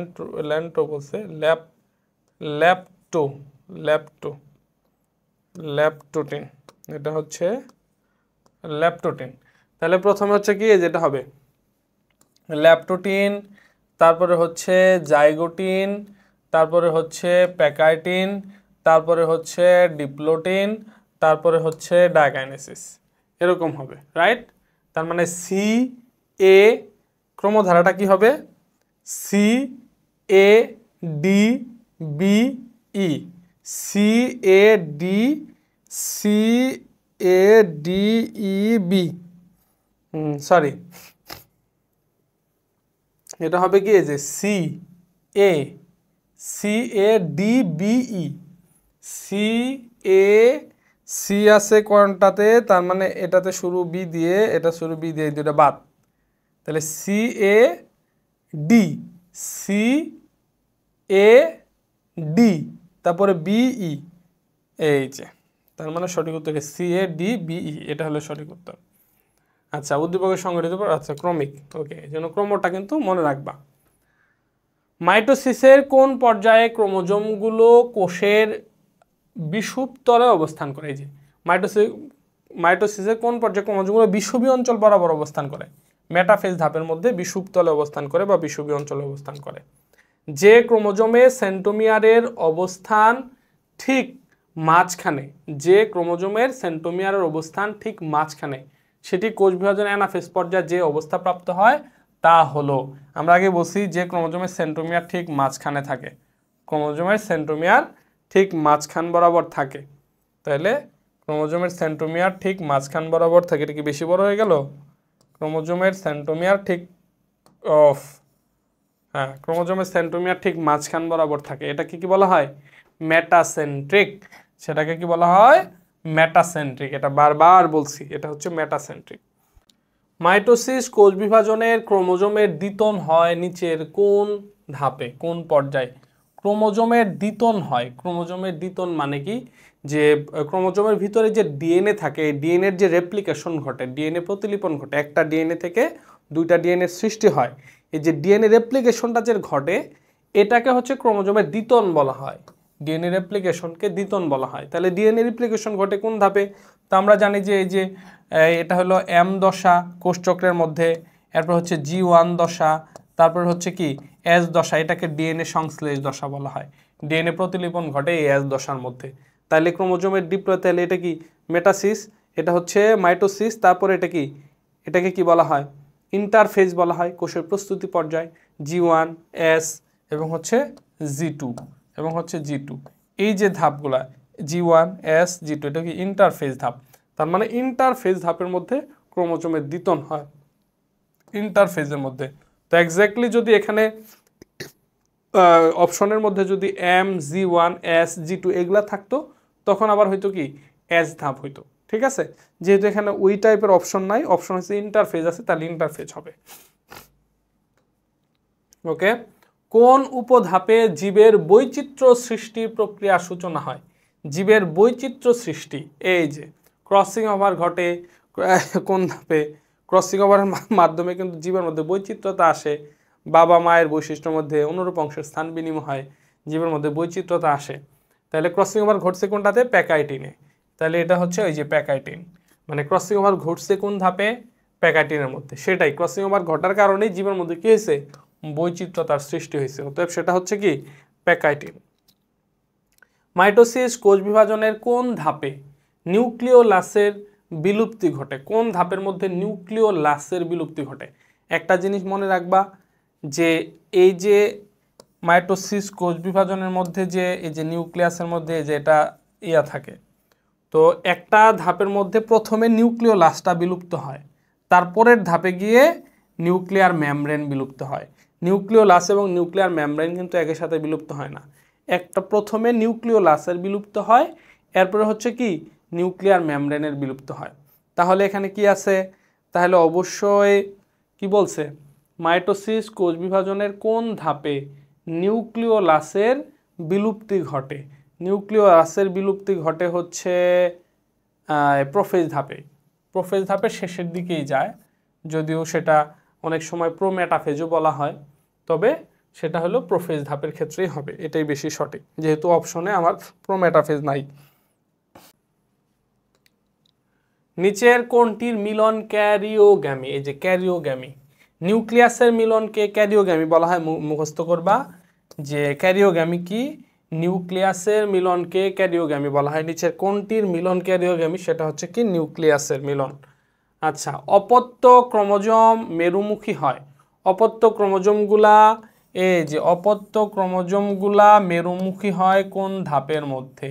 এই যে অপত্য ক্রোমোজোমগুলা মেরুর দিকে যাচ্ছে, অপত্য ক্রোমোজোমগুলা মেরুর দিকে যায়, মেরুমুখী হয় অ্যানাফেজ ধাপের মধ্যে। অপত্য ক্রোমোজোম মেরুর দিকে যায়, মেরুমুখী হয় অ্যানাফেজ ধাপের মধ্যে। আচ্ছা, তো এখন পর্যন্ত মোটামুটি আমরা যে এমসিকিউগুলো পড়লাম এগুলা হচ্ছে ওই যে বহুপদী ছাড়া এমনিতেই বহু নির্বাচনী প্রশ্ন এমসিকিউ। এখন আমরা সলিউশন করব হচ্ছে এই বহুপদী, যেটা অপশন 1 2 3 1 2 1 3, এটা সবচেয়ে বেশি সমস্যা হয়। তো এটা আরও চমৎকারভাবে পড়ার চেষ্টা করবো ইনশাল্লাহ, নো টেনশন। শুরু করতেছি। তার আগে হচ্ছে দুইটা বিজ্ঞাপন আছে। একটা হচ্ছে আমাদের বায়োলজি ফার্স্ট পেপার যে কোর্সটা আছে RMH থেকে, যেটা আসছে HSC 27-এর জন্য, সেটা হচ্ছে basic to pro biology first paper basic to pro 2.0। সেই কোর্সের ক্লাসে কিন্তু তুমি এখন করতেছো। তো এখানে হচ্ছে আমরা প্রত্যেকটা অধ্যায় এখন হচ্ছে লাইভ লেকচার হচ্ছে, আমাদের লাইভ রেকর্ডেড উভয়ই আমরা রাখি, বাট হচ্ছে এখন লাইভ ক্লাসগুলোই বেশি হচ্ছে। এবং হচ্ছে যে প্রত্যেকটা অধ্যায়ের হচ্ছে চ্যাপ্টার ওয়াইজ এক্সাম এবং হচ্ছে লেকচার স্লাইড, প্র্যাকটিস শিট, পাশাপাশি হচ্ছে টোটাল দাগানো বই তোমাদের প্রোভাইড করা হচ্ছে। প্রত্যেকটা অধ্যায় শেষ হলে ওই অধ্যায়টা সুন্দর করে দাগিয়ে দাগানো বই দেওয়া হচ্ছে, যেখান থেকে তুমি মেডিকেল বলো, এডমিশন বলো, বোর্ডের কোশ্চেন বলো, প্রত্যেকটা এমসিকিউ আর যাই হোক সব কমন পাবা ইনশাল্লাহ। তো এবং হচ্ছে মোটামুটি মেন্টরশিপ আছে। মেন্টরশিপ কার্যক্রমটা সরাসরি তুমি আমার সাথে ভিডিও কলের মাধ্যমে প্রবলেম সলভ করে নিতে পারবে। তো এভারেজ আমরা হচ্ছে বেসিক, আমাদের প্রত্যেকটা অধ্যায়ের বেসিক সলভ হচ্ছে, সিকিউ সলভ হচ্ছে, এমসিকিউ সলভ হচ্ছে, আমরা এডমিশন অ্যানালাইসিস ক্লাস দিচ্ছি, লেকচার স্লাইড থাকতেছে এবং ফাইনাল পরীক্ষার আগে স্পেশাল সাজেশন থাকবে। সো চাইলে যারা হচ্ছে আমার ক্লাস করো, আমার ক্লাস যাদের কাছে ভালো লাগে, তোমরা চাইলে আমাদের কোর্সটাতে যুক্ত হয়ে যেতে পারো। সরাসরি গুগলের মধ্যে রেডওয়ান্স মেথড লিখলেই হচ্ছে একটা ওয়েবসাইট আসবে, সেখানে গিয়ে আমার এই কোর্সটা পারচেস করে নিতে পারো। এখন হচ্ছে 2490 টাকা দিয়ে তুমি এই কোর্সটা নিতে পারবা। 2490 টাকা শুধু ফার্স্ট পার্ট, 2490 টাকা দিয়ে কোর্সটা নিয়ে নিতে পারবা। আশা করি আমার ক্লাস স্পেশালি যারা করো ভালো লাগে, খুব এনজয় করতে পারবা, খুব মজা পাবা ইনশাল্লাহ। এবং হচ্ছে যে আরেকটা স্পেশাল, তোমরা সবাই জানো যে আমার লেখা একটা বই আছে সহজ বায়োলজি প্রথম পত্র। তো এই বইটা অসাধারণ একটা বই। 2025 সালে যে ফাইনাল পরীক্ষা হয়ে গেছে, এখানে অ্যাভারেজ প্রত্যেকটা বোর্ডের মধ্যে আমি দেখছি 80 to 90% প্রশ্ন একবার হুবহু এই বই থেকে কমন পড়ছে, একেবারে হুবহু সৃজনশীলের ক্ষেত্রে। ঠিক আছে, তো যারা বায়োলজিতে একটু দুর্বল, স্ট্রাগল করতেছো, বায়োলজিতে যারা ভালো করতে চাও, অনেক স্টুডেন্ট আছে না একটু অল্প পড়াশোনা করে ভালো করতে চায়, বা এমন একটা বই খুঁজছে যেখান থেকে সব প্রশ্ন পরীক্ষায় আসবে, জাস্ট ওইটা পড়ে যাবে, রেজাল্টটা ভালো হয়ে যাবে, সব প্রশ্ন কমন পাবা, জাস্ট এরকম একটা বই হচ্ছে এই যে সহজ বায়োলজি বইটা। আমি যদি সরাসরি একটু দেখাই, এই যে ছোট্ট বই, একেবারে ছোট্ট বই, সহজ বায়োলজি। তো এই বইটা তোমরা সংগ্রহ করতে পারো, আশা করি ভালো লাগবে। বইটা হাতে পাওয়ার পর তুমি খুশি হয়ে যাবে। অ্যাটলিস্ট এখন পর্যন্ত যারা বইটা নিছে, মানে জাস্ট তারা খুশি হয়ে যায় বইটা অনেক ভালো। ঠিক আছে, সো বইটা নিতে পারো তোমরা। একেবারে এসএসসির আমার যে সহজ বায়োলজি বইটা ছিল ওইটার মতো করেই লেখা। তো তোমরা জানো যে এটা বাংলাদেশের মধ্যে খুবই আলোচিত একটা বই, এবং হচ্ছে স্টুডেন্টদের মানে কি বলে, স্টুডেন্টরা বইটা পেলে অনেক খুশি হয়ে যায় আর কি। তো বইটা রকমারি.com পাওয়া যাচ্ছে, সরাসরি রকমারি.com লিখে সহজ বায়োলজি লিখলে এভাবে সহজ বাংলাতে, ইংরেজিতে বায়োলজি লিখবে, চলে আসবে। wafilife.com এখান থেকেও নিতে পারো, সেখানে সহজ বায়োলজি বাংলাতে লিখবা, বাংলাতে সহজ বায়োলজি বাংলাতে লিখবা, তাহলে চলে আসবে। অথবা যদি প্রবলেম মনে করে লিঙ্কডিন খুঁজে পাচ্ছ না, কিভাবে নিবা, হ্যাঁ, তাহলে সরাসরি আমার এই যে হোয়াটসঅ্যাপ নাম্বার আছে এই নাম্বারে হোয়াটসঅ্যাপ করে দিবা, ইনশাআল্লাহ আমি তোমাকে রিপ্লাই দিয়ে হেল্প করব। সরাসরি আমার কাছ থেকেও নিতে পারো, ঠিক আছে। বা কেউ যদি বিভিন্ন লাইব্রেরিগুলো থেকে নিতে চাও সেটাও পারবা, সেই ক্ষেত্রে আমাদের কাছ থেকে একটু শুনতে হবে যে ওই লাইব্রেরিতে আছে কি না, জাস্ট আমার কাছে এনশিওর হবে যে আমি কি এই লাইব্রেরিতে পাবো, আমি তোমাকে এনশিওর করে দিব যে কোন লাইব্রেরি থেকে তুমি নিতে পারবা। ঠিক আছে, যে কোনো বিস্তারিত তথ্যের জন্য আমাকে এই নাম্বারে হোয়াটসঅ্যাপ করবা। আর কোর্সের যদি ওয়েবসাইটে কোনো প্রবলেম হয়, যে ভর্তি হতে পারছো না, যুক্ত হতে পারছো না, এই খুঁজে পাচ্ছ না, এই সেই, তাইলেও আমাকে হোয়াটসঅ্যাপ করবা। ঠিক আছে, ওকে, চলো আমরা শুরু করি। তো প্রথম বহুপদীর মধ্যে আমরা যাচ্ছি। মিওসিস বিভাজন ঘটে। মিওসিস বিভাজন কোথায় ঘটে?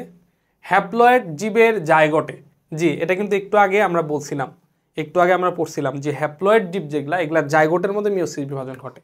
আর উন্নত শ্রেণীর জীবের মধ্যে, ডিপ্লয়েড কোষের মধ্যে কি, বা নিষেকের আগে মিওসিস বিভাজন ঘটে।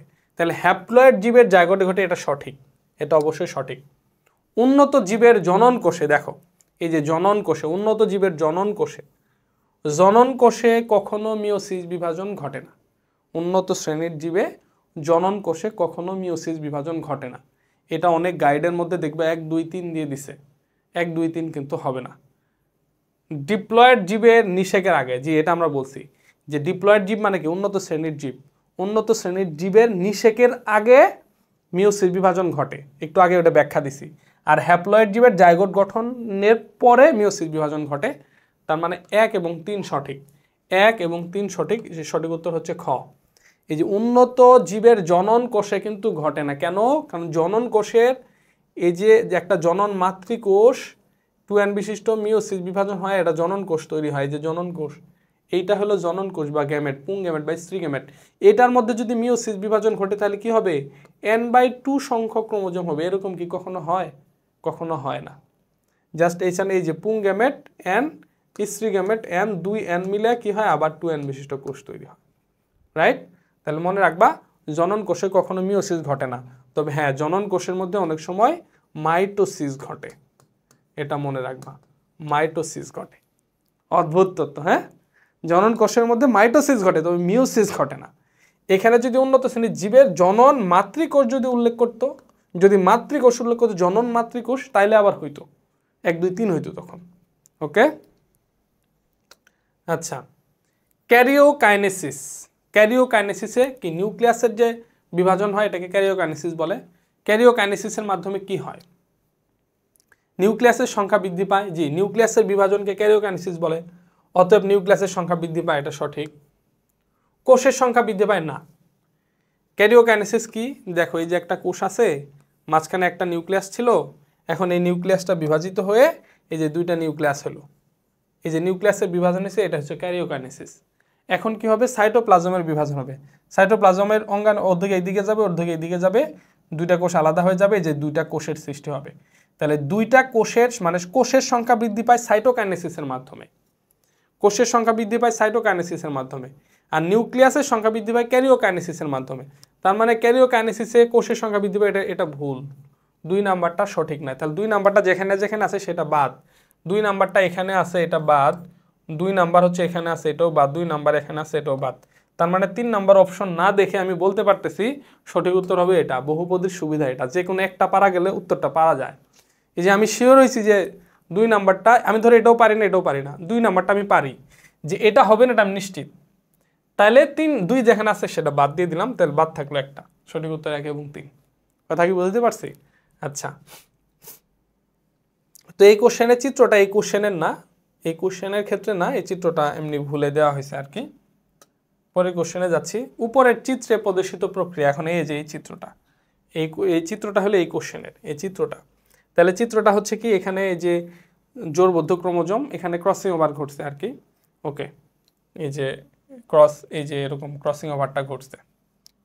ওকে, তাহলে হচ্ছে উপরের চিত্রে প্রদর্শিত প্রক্রিয়ার ফলে জিনগত পরিবর্তন সাধিত হয়। ক্রসিং ওভারের মাধ্যমে জিনগত পরিবর্তন হয়, জীবের মধ্যে বৈচিত্র্যতা আসে, জিনগত পরিবর্তন সাধিত হয়, এটা সঠিক। ক্রোমোজোমের সংখ্যার পরিবর্তন হয় না। ক্রসিং ওভারের মাধ্যমে ক্রোমোজোমের সংখ্যার কোনো পরিবর্তন হয় না। যেমন ধরো এখানে 2টা ক্রোমোজোম আছে, ক্রসিং ওভার পরে জাস্ট এই অংশটা এই পাশে চলে আসছে, এই অংশটা এই পাশে চলে গেছে, বাট ক্রসিং ওভারের পরেও এই 2টা ক্রোমোজোমই থাকে। তো ক্রোমোজোমের সংখ্যার কি হয় না, কোনো পরিবর্তন হয় না। তার মানে 2 নাম্বারটা হবে না। তাহলে 2 নাম্বার যেখানে আছে সেটা বাদ, এখানে আছে এটা বাদ, এখানে আছে এটা বাদ, এখানে আছে এটা বাদ, বাকি অপশন দেখার দরকার নাই। সঠিক উত্তর হচ্ছে 1 এবং 3। প্রজাতিতে বৈচিত্র্যতা আসে, জি এটা সঠিক। জিনগত পরিবর্তন আসলেই বৈচিত্র্যতাও আসে, এটাও সঠিক। ওকে, নেক্সট কোশ্চেন। মিওসিস কোষ বিভাজনের ফলে, মিওসিস বিভাজনের মাধ্যমে কি হয়, জীবে বৈচিত্র্যতা হয়। জি, মিওসিসের মধ্যে ক্রসিং ওভার ঘটে, এর কারণে জীবের মধ্যে বৈচিত্র্যতা আসে, এটা সঠিক। ক্ষতস্থান পূরণ করে না, ক্ষতস্থান পূরণ করে না। ক্ষতস্থান পূরণ করে কিসের মাধ্যমে, মাইটোসিসের মাধ্যমে। মাইটোসিসের মাধ্যমে ক্ষতস্থান পূরণ করে, অথবা 2 হবে না, 2 যেখানে আছে সেটা বাদ। বারে এটা দেখি সবগুলো 1 এবং 3 হচ্ছে, কিছু করার নাই। প্রজাতির সক্রিয়তা ঠিক থাকে, প্রজাতির সক্রিয়তা ঠিক থাকে। জি, মিওসিস বিভাজনের মাধ্যমে প্রজাতির সক্রিয়তা ঠিক থাকে, ক্রোমোজোম সংখ্যা ধ্রুবক থাকে। প্রজাতির মধ্যে একটা প্রজাতি থেকে অন্য প্রজাতির হুট করে হয় না, সক্রিয়তাটা ঠিক থাকে, যেমন মানুষের পেট থেকে মানুষ হয়। প্যাকাইটিন উপপর্যায়ের ক্ষেত্রে, প্যাকাইটিন উপপর্যায়ের ক্ষেত্রে কাজমা সৃষ্টি হয়, এটা বারবার বলতেছি, কাজমা সৃষ্টি হয়, এটা সঠিক। ট্রেট্রাড অবস্থার সৃষ্টি হয়, এটাও সঠিক। নিউক্লিয়ার মেমব্রেনের বিলুপ্তি ঘটে, নিউক্লিয়ার মেমব্রেন না, নিউক্লিয়ার মেমব্রেনের বিলুপ্তি ঘটে সর্বশেষ ধাপ যেটা ডায়াকাইনেসিস। ডায়াকাইনেসিস এই ধাপের মধ্যে নিউক্লিয়ার বিলুপ্তি ঘটে। অতএব প্যাকাইটিন উপপর্যায়ের ক্ষেত্রে কাইজমা সৃষ্টি হয় এবং ক্রোমোজোমের টেট্রাড অবস্থা সৃষ্টি হয়, এই দুইটাই সঠিক, 1 এবং 2। ওকে, পরবর্তী কোশ্চেনের মধ্যে আমরা যাচ্ছি। সাইটোকাইনেসিসের বৈশিষ্ট্য হলো, সাইটোকাইনেসিসের বৈশিষ্ট্য হলো, সাইটোকাইনেসিসের বৈশিষ্ট্য কি, নিউক্লিয়াসের বিভাজন না। সাইটোকাইনেসিসের বৈশিষ্ট্য কি, সাইটোপ্লাজমের বিভাজনকে সাইটোকাইনেসিস বলা হয়। এখানে সাইটোকাইনেসিসের বৈশিষ্ট্য হলো নিউক্লিয়াসের বিভাজন না, নিউক্লিয়াসের বিভাজন হচ্ছে ক্যারিওকাইনেসিস। তার মানে 1 নাম্বার হবে না, 1 নাম্বার যেখানে আছে সেখানে বাদ, এটাতে আছে বাদ, এটাতে আছে বাদ, এটাতে আছে বাদ, বাকি অপশন না দেখে আমি সঠিক উত্তর দিয়ে দিলাম 2 এবং 3 হবে। বহুপদীর এটা সুবিধা, যে কোনো একটা পারা গেলে বাকিগুলো পারা যায়। সাইটোকাইনেসিসের মাধ্যমে কোষের সংখ্যা বৃদ্ধি ঘটে, যে এটা সঠিক। সাইটোকাইনেসিসের সাইটোপ্লাজমের বিভাজনকে সাইটোকাইনেসিস বলে, এটাও সঠিক। ওকে, নেক্সট কোশ্চেন। নিচের কোনটিতে অ্যামাইটোসিস সংঘটিত হয়? অ্যামাইটোসিস বিভাজন হয়, আমরা জানি যে সাধারণত এককোষী নিম্ন শ্রেণীর জীবের মধ্যে অ্যামাইটোসিস বিভাজন ঘটে। তাহলে ব্যাকটেরিয়া হলো নিম্ন শ্রেণীর আদিকোষী, এটাতে ঘটে, সঠিক। ইস্ট, এটার মধ্যে অ্যামাইটোসিস ঘটে, এটাও সঠিক। অ্যামিবা এর মধ্যে অ্যামাইটোসিস ঘটে, এটাও সঠিক। তার মানে সঠিক উত্তর হচ্ছে 1 2 3, 1 2 3 ঘ নাম্বারটা, সবগুলোর মধ্যে অ্যামাইটোসিস বিভাজন ঘটে। কোষ চক্রের, আচ্ছা এটা কোষ বানাটা একটু ভুল লেখছে, এটা হচ্ছে কোষ চক্রের, এটা হচ্ছে কোষ চক্রের, রাইট। কোষ চক্রের G1 উপপর্যায়, গ্যাপ 1 যেটা, বিভিন্ন প্রোটিন ও আরএনএ সংশ্লেষিত হয়। ডিএনএ অনুলিপন ঘটে না, না ডিএনএ অনুলিপন ঘটে না। ডিএনএ অনুলিপন ঘটে হলো এস দশার মধ্যে, ডিএনএ অনুলিপন ঘটে কোন দশায়? এস দশার মধ্যে। আর এটা বলছে G1, তার মানে 2 নাম্বারটা হবে না, 2 নাম্বার হবে না, 2 নাম্বার যেখানে আছে সেটা বাদ, 2 নাম্বার এখানে আছে বাদ, এখানে আছে বাদ, এখানে আছে বাদ, তার মানে অটোমেটিক আমি উত্তর পেয়ে গেলাম 1 এবং 3। যে 30 to 40% সময় ব্যয় করে এটা সঠিক, বিভিন্ন প্রোটিন ও আরএনএ তো সংশ্লেষিত করে, এটাও সঠিক। ওকে, কোষচক্রের G2 উপপর্যায়, এখন আসে G2 উপর নিউক্লিয়াস আকারে বাড়ে, জি এটা সঠিক, নিউক্লিয়াস আকারে G2 এর মধ্যে নিউক্লিয়াস আকারে সবচেয়ে বড় হয়। ডিএনএ সংশ্লিষ্ট হয় না, ডিএনএ সংশ্লিষ্ট হয় এস ধাপের মধ্যে, তার মানে 2 হবে না, 10 থেকে 20% সময় ব্যয় করে, জি এটাও সঠিক, 2 হবে না এটা নিশ্চিত, অতএব 2 যেখানে আছে সেটা বাদ, 2 যেখানে আছে সেটা বাদ, অতএব সঠিক উত্তর হচ্ছে 1 এবং 3। ক্রসিং ওভার ঘটে, তাহলে ক্রসিং ওভার ঘটে কোন ধাপে? প্যাকাইটিন ধাপের মধ্যে, ল্যাপটোটিন দশায় না, ল্যাপটোটিনের মধ্যে ক্রসিং ওভার ঘটে না, তার মানে 1 যেখানে আছে সেটা বাদ, 1 এখানে আছে এটা বাদ, 1 এখানে আছে এটা বাদ, 1 এখানে আছে বাদ, তার মানে সঠিক উত্তর হচ্ছে 2 এবং 3। নন সিস্টার ক্রোমাটিডের মধ্যে ক্রসিং ওভার ঘটে, জি এটা সঠিক। হোমোলোগাস ক্রোমোজোমের মধ্যে ক্রসিং ওভার ঘটে, এটাও সঠিক, কারণ ক্রোমোজোমের মধ্যে যে দুইটা যে জোড়া থাকে, এই যে একটা ক্রোমোজোম, এই যে একটা ক্রোমোজোম, এখানে যে ক্রসিং ওভারটা যে ঘটে, এই যে জোড়াটা, এটাই তো এই দুইটাই তো হোমোলোগাস ক্রোমোজোম, একই আকৃতির ক্রোমোজোম, একটা বাবা থেকে আসছে, একটা মা থেকে আসছে। উপরোক্ত প্রক্রিয়ায় সংখ্যা বৃদ্ধি করে, তাহলে এটা এখানে যে চিত্রটা বোঝা যাচ্ছে কিনা জানি না, জাস্ট চিত্রটা আমি যদি আর্ট করে দিই, এমনি একটা কোষ আছে, এই যে পরবর্তী স্টেপ এই যেরকম, তার পরবর্তী স্টেপ এখানে একটা কোষ হয়েছে, এখানে একটা কোষ হয়েছে, ব্যাস, তার মানে এটা বোঝা যাচ্ছে অ্যামাইটোসিস বিভাজন। উপরোক্ত প্রক্রিয়ার সংখ্যা বৃদ্ধি করে। অ্যামাইটোসিস বিভাজন কার মধ্যে হয়? ব্যাকটেরিয়ার মধ্যে অ্যামাইটোসিস বিভাজন হয়, সঠিক। ছত্রাকের মধ্যে অ্যামাইটোসিস বিভাজন হয়, সঠিক। এবং হচ্ছে ভাইরাসের মধ্যে না, ভাইরাসের মধ্যে কোনো অ্যামাইটোসিস বিভাজন হয় না, ভাইরাসের মধ্যে অ্যামাইটোসিস বিভাজন হয় না, তাহলে শুধু ব্যাকটেরিয়ার মধ্যে হয় এবং ছত্রাকের মধ্যে হয়। সঠিক উত্তর হচ্ছে 1 এবং 2। ভাইরাসের মধ্যে অ্যামাইটোসিস বিভাজন ঘটে না, ভাইরাসের মধ্যে ভাইরাসের যে সংখ্যা বৃদ্ধির প্রক্রিয়া, এটা সম্পূর্ণ ডিফারেন্ট একটা প্রক্রিয়া। সো হচ্ছে সঠিক উত্তর 1 এবং 2, 3 হবে না, কারণ ভাইরাস তো জীব না, জীবের মধ্যে কোষ বিভাজন ঘটে, ভাইরাস কিন্তু জীব না, ভাইরাস জীবও না জড়ও না, দুইটার মাঝামাঝি কিছু একটা, সো এখানে ভাইরাস বিষয়টা আসবে না। ইন্টারফেজ কেজ লেখা হয়েছে, এটা হলো ইন্টারফেজ। ইন্টারফেজ দশার কোনটি, ইন্টারফেজ দশায় কোনটি ঘটে? আচ্ছা, ইন্টারফেজ দশায় কোনটি ঘটে? ইন্টারফেজ দশায় কোনটি ঘটে? ডিএনএর প্রতিলিপন ঘটে, জি সঠিক। ডিএনএর প্রতিলিপন বা ডিএনএ রেপ্লিকেশন হয় হচ্ছে এস দশার মধ্যে। তো আমরা জানি যে এই যে এম দশা, তারপর হচ্ছে G1, তারপর হচ্ছে এস, তারপর হচ্ছে G2, রাইট? তার মানে এই যে এটা হলো কোষচক্র, তাহলে এই যে এখান থেকে শুরু করে G1, এস এবং G2 মিলে হচ্ছে ইন্টারফেজ। তাহলে এস এর মধ্যে ডিএনএ রেপ্লিকেশন ঘটে, অনুলিপন ঘটে, এটা সঠিক। মাইক্রোটিবিউলস সৃষ্টি হয়, জি এটাও সঠিক। এই যে G2 এর মধ্যে যে মাইক্রোটিবিউলস সৃষ্টি হয়, তারপর এডিপি তৈরি হয়, না না, এটা দেখো অনেক গাইডের মধ্যে এটা কনফিউশন তৈরি করবে যে এটা অনেক সময় 1 2 3 দেওয়া আছে, আসলে এটিপি তৈরি হয়, নট এডিপি। এটিপি তৈরি হয়, কি তৈরি হয়? এটিপি তৈরি হয়। সো এডিপি তৈরি হবে না, এটিপি তৈরি হবে, তার মানে সঠিক উত্তর হবে কি 1 এবং 2। অনেক গাইডের মধ্যে দেখবা 1 2 3 দেওয়া আছে, মাথায় রাখবা এডিপি হবে না, এটিপি তৈরি হয় আসলে মূলত। আচ্ছা, পরের কোশ্চেন, উদ্দীপকের আলোকে পরবর্তী 2টি প্রশ্নের উত্তর দাও। তো এখানে ক্রসিং ওভারকে দেখানো হয়েছে, চিত্রটা বোঝা যাচ্ছে না, চিত্রটা যেহেতু বোঝা যাচ্ছে না, চিত্রটা আমি একটু আর্ট করে দেই।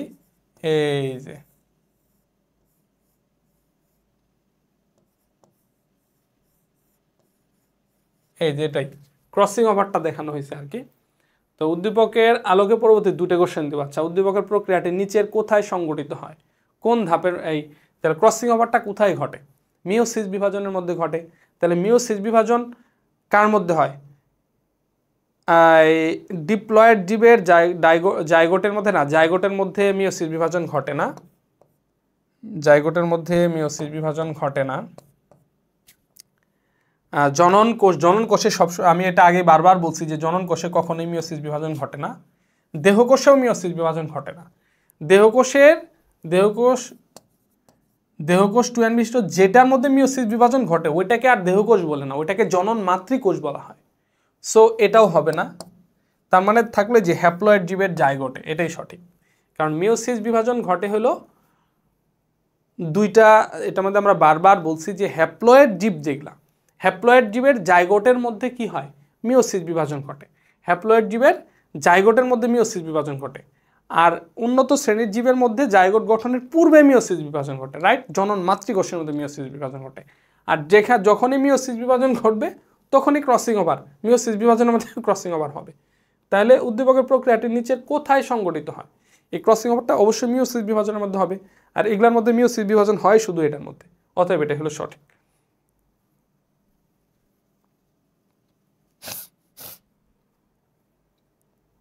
আচ্ছা, পরবর্তী কোশ্চেন হচ্ছে সেম কোশ্চেন, সেম উদ্দীপকটাই, এই যে উদ্দীপক যেটা এখানে বলছিলাম চিত্র সেটাই। ওকে, এখানে বলছে যে উদ্দীপকের প্রক্রিয়াটির ফলে, মানে এই ক্রসিং ওভারের ফলে জীবে কি ধরনের পরিবর্তন সাধিত হয়?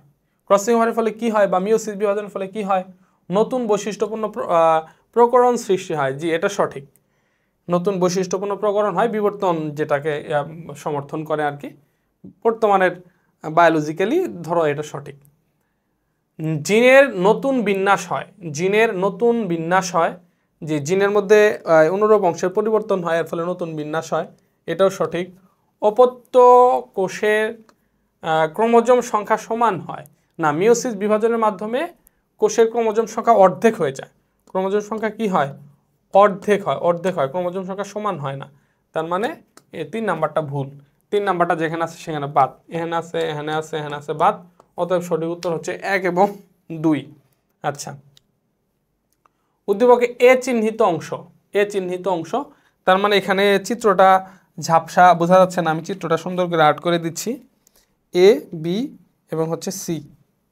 ওকে, এখানে হচ্ছে মূলত দেখানো হয়েছে, এখানে মূলত দেখানো হয়েছে যে, আচ্ছা এটা কালোতে যাতে দেখা যায়, এই যে একটা কোষ, কোষের মধ্যে এটা একটা নিউক্লিয়াস, এটা একটা নিউক্লিয়াস, এই যে এখানে, তো এখান থেকে শুরু করে এটা হচ্ছে এ, এই যে এটা হচ্ছে বি, আর এখান থেকে শুরু করে এটা হচ্ছে সি।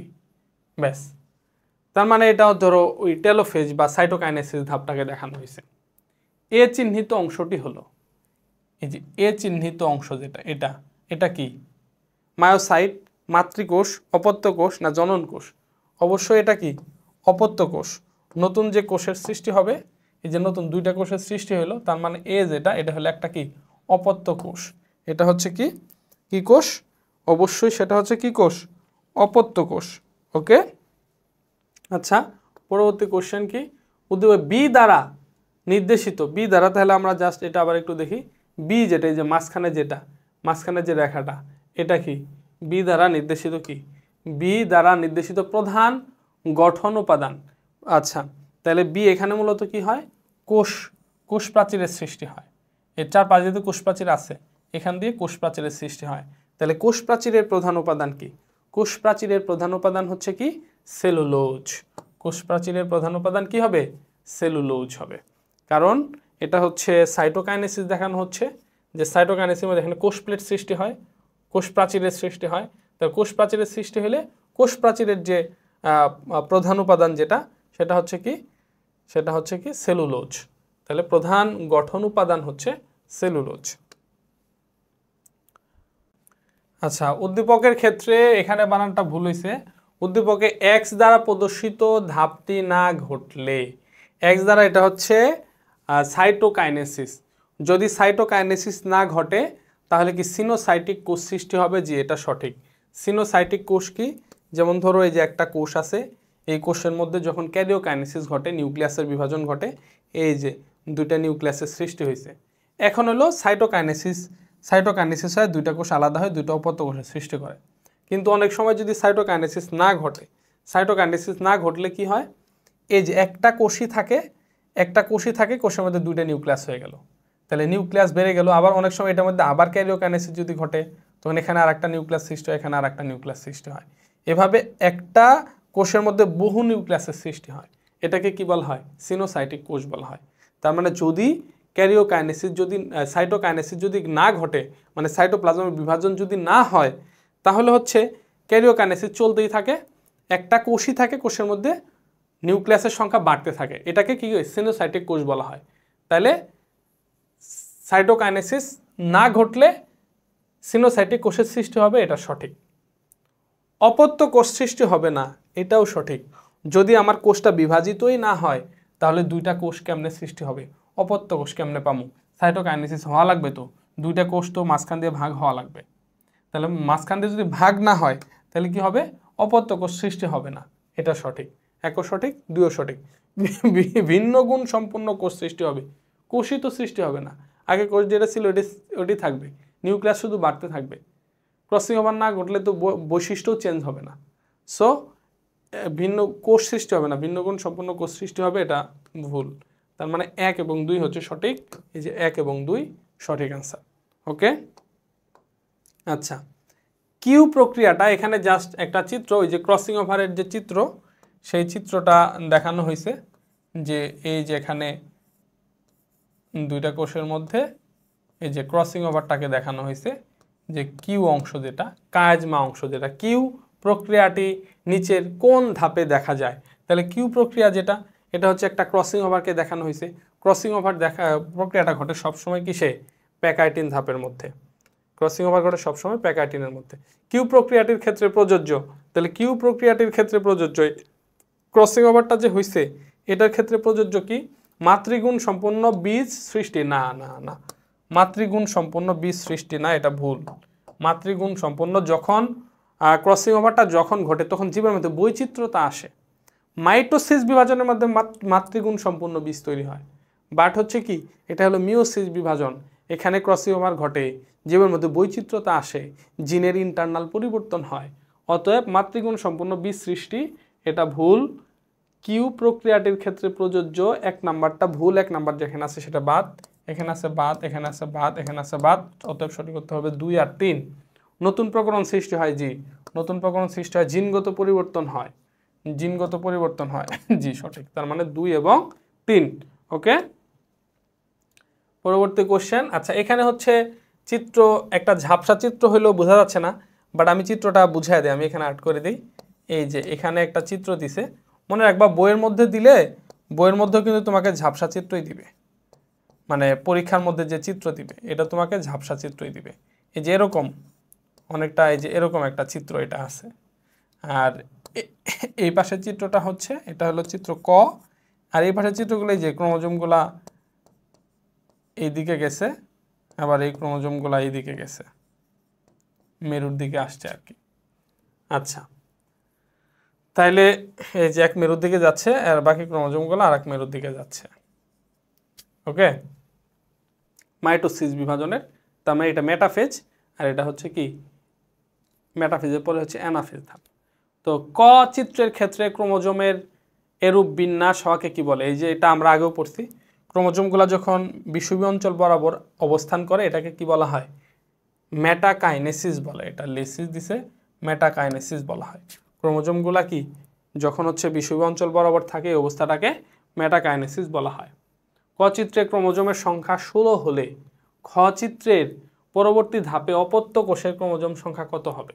রাইট, দেখো তার মানে হচ্ছে যে এখানে মেটাফেজ ধাপ, এখানে হচ্ছে ক্রোমোজোম যদি 16টা ক্রোমোজোম যদি থাকে, 16টা ক্রোমোজোম যদি থাকে, তো পরবর্তী ধাপে কি বলছে?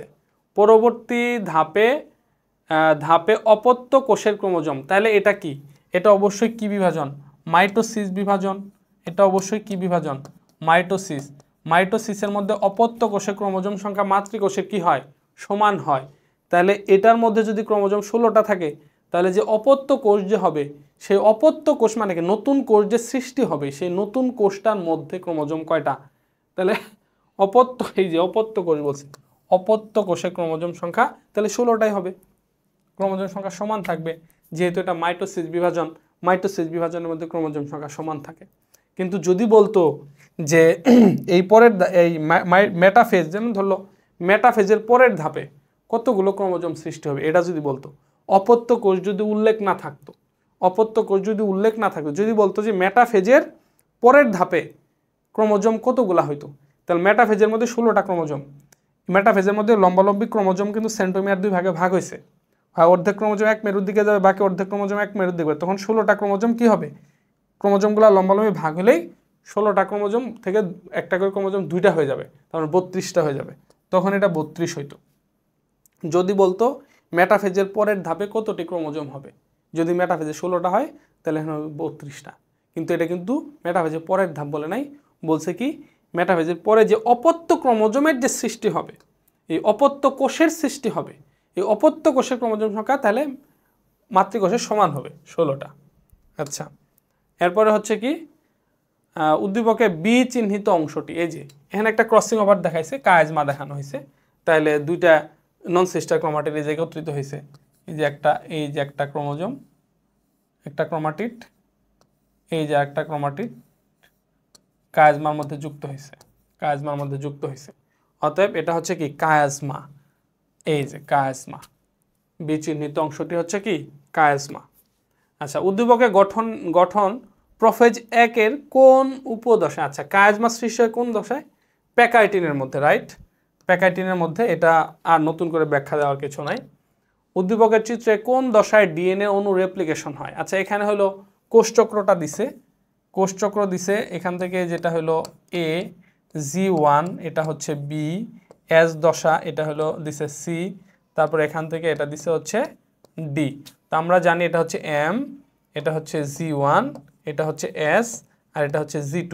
এই যে এস দশার মধ্যে ডিএনএ রেপ্লিকেশন হয়, ডিএনএর অনুসংশ্লেষণ হয়, তাহলে কোন দশার মধ্যে এস, তার মানে সি হবে, সঠিক উত্তর হলো সি, যে ডিএনএ অণু রেপ্লিকেশন হয় সিতে।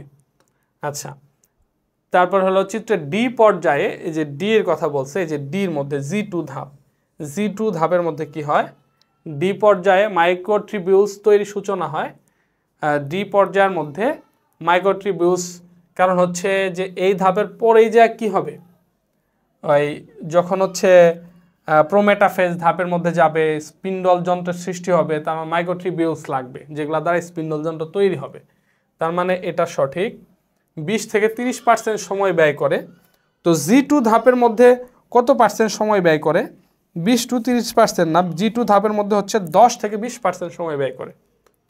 এই যে সময়টাও মনে রাখতে হবে, G1 এর মধ্যে 30 to 40% সময় ব্যয় করে, আর এস এর মধ্যে 30 to 50% সময় ব্যয় করে, আর G2 এর মধ্যে 10 to 20% সময় ব্যয় করে, আর এম এর মধ্যে হলো 5 to 10% সময় ব্যয় করে, এটা মনে রাখতে হবে। তাহলে এটা হচ্ছে 10 to 20% সময় ব্যয় করে হচ্ছে কোন ধাপে, G1 ধাপের মধ্যে 10 to 20% সময় ব্যয় করে।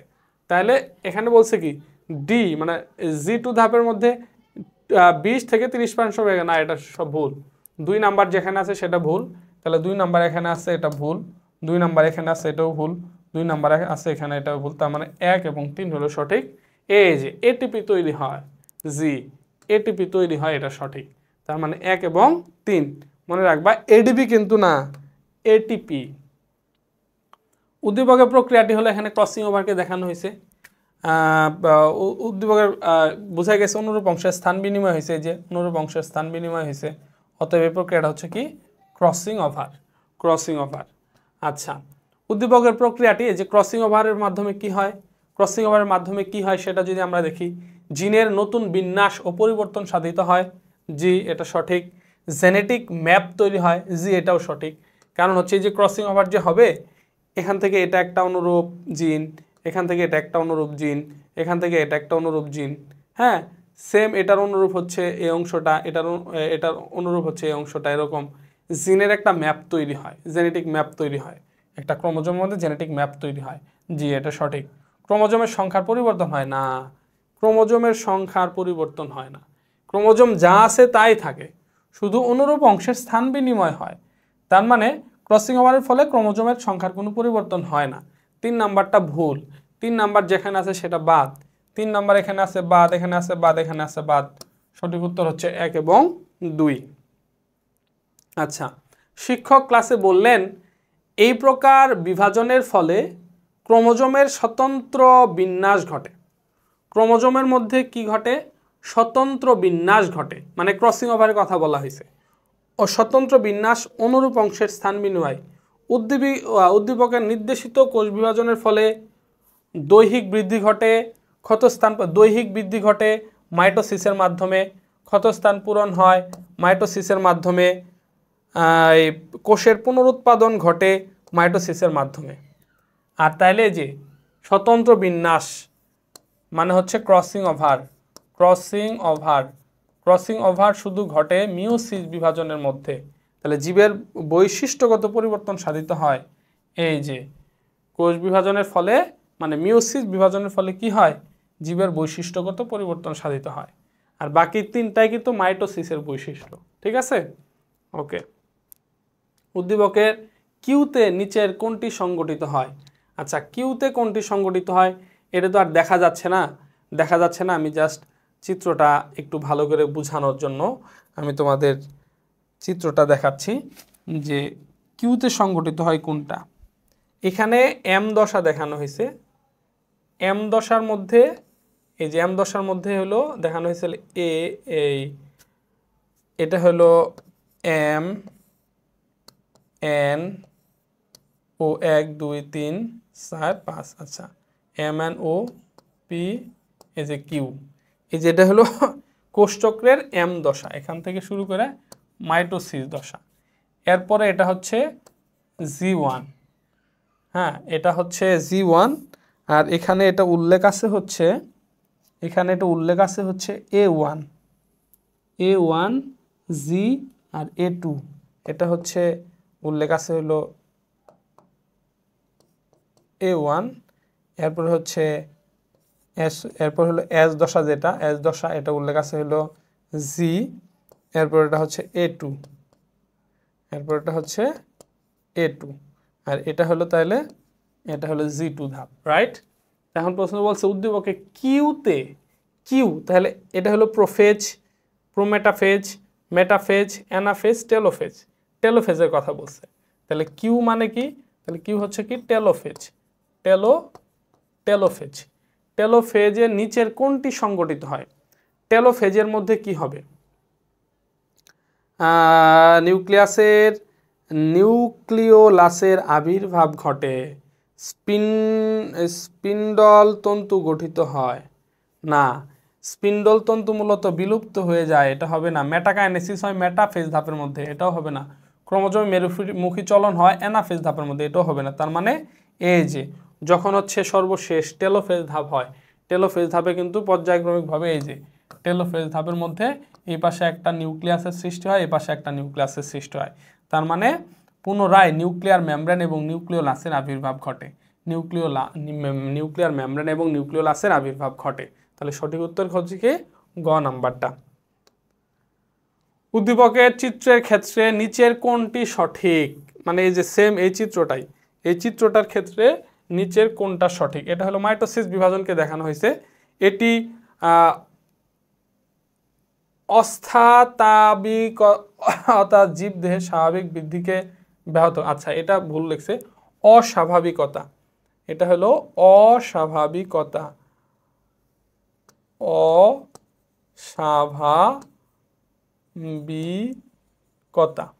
এটির অস্বাভাবিকতা মানে মাইটোসিস বিভাজনের যে অস্বাভাবিক অনিয়ন্ত্রিত বিভাজন, যেটা জীবদের স্বাভাবিক বৃদ্ধিকে ব্যাহত করে। জি এটা সঠিক।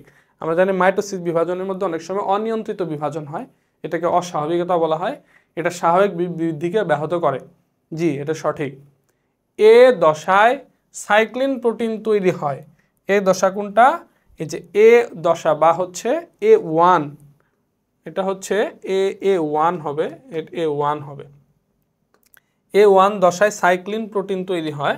তাহলে আমরা জানি যে G1 গ্যাপে এই G1 ধাপ যেটা A1, এটার মধ্যে সাইক্লিন প্রোটিন তৈরি হয় এবং এই প্রোটিন সিদ্ধান্ত নেয় যে পরবর্তী বিভাজনে সে অংশগ্রহণ করবে কিনা। ঠিক আছে, সো সাইক্লিন প্রোটিন এই ধাপের মধ্যে তৈরি হয়, এটা হলো সঠিক। তার মানে আমরা 1ও সঠিক পাইলাম, 2ও সঠিক পেলাম। এটি যে কোনো ধরনের কোষ বিভাজনে দেখা যায়, যে কোনো ধরনের, এটা কোষ বিভাজনে, এটি যে কোনো ধরনের কোষ বিভাজনে উদ্দীপকের ক্ষেত্রে নিচের কোনটি? উদ্দীপকের চক্রটি না, এই কোষচক্র দেখা যায় শুধু মাইটোসিস বিভাজনের মধ্যে, কোষচক্র কিন্তু মিওসিস বিভাজনের মধ্যে দেখা যায় না। অতএব অ্যামাইটোসিসের মধ্যেও কোষচক্র দেখা যায় না ওইভাবে।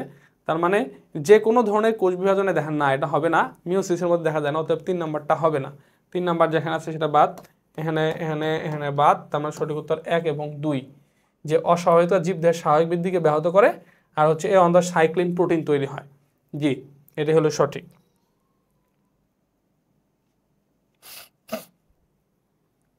আচ্ছা, পরবর্তী কোশ্চেন, চিত্রে প্রদর্শিত প্রক্রিয়াটি কোন উপধাপে সংঘটিত হয়? এটা যে কতবার আসছে, এই ক্রসিং ওভার হয়েছে কোন উপধাপে? প্যাকাইটিনের মধ্যে, এটা কোনো হিসাব নাই। উদ্দীপকে কিউ অংশে মানে এই কায়াজমার মধ্যে সংঘটিত প্রক্রিয়াটি ঘটে, কায়াজমা সৃষ্টি হয়, এখানে হলো কায়াজমা সৃষ্টি হয়, যে সঠিক। লাইগেজ এনজাইম জড়িত, এটাও সঠিক।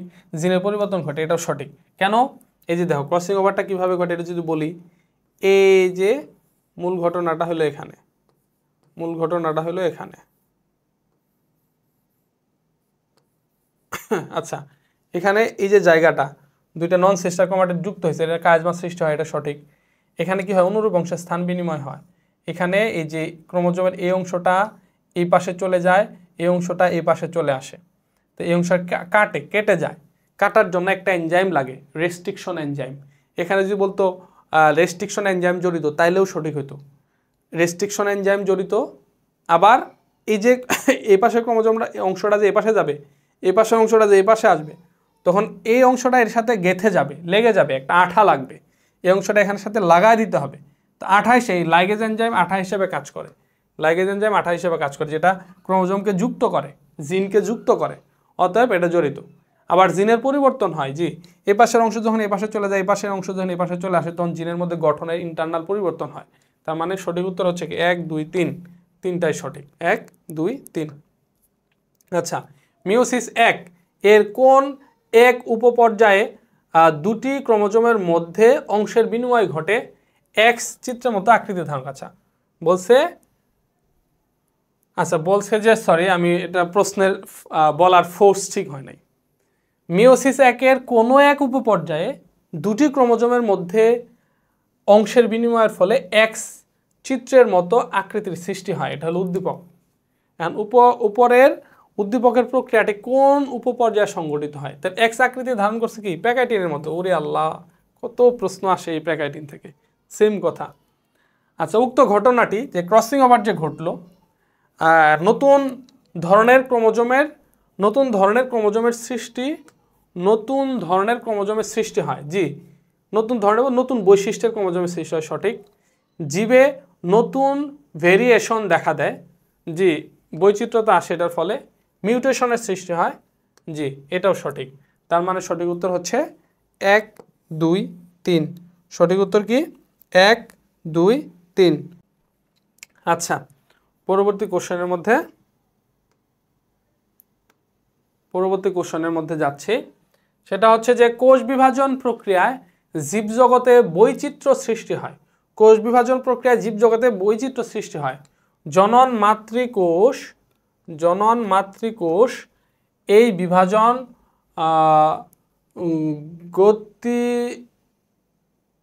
বিভাজন প্রক্রিয়ায়, আল্লাহ কি বানান লেখছস রে বাবা,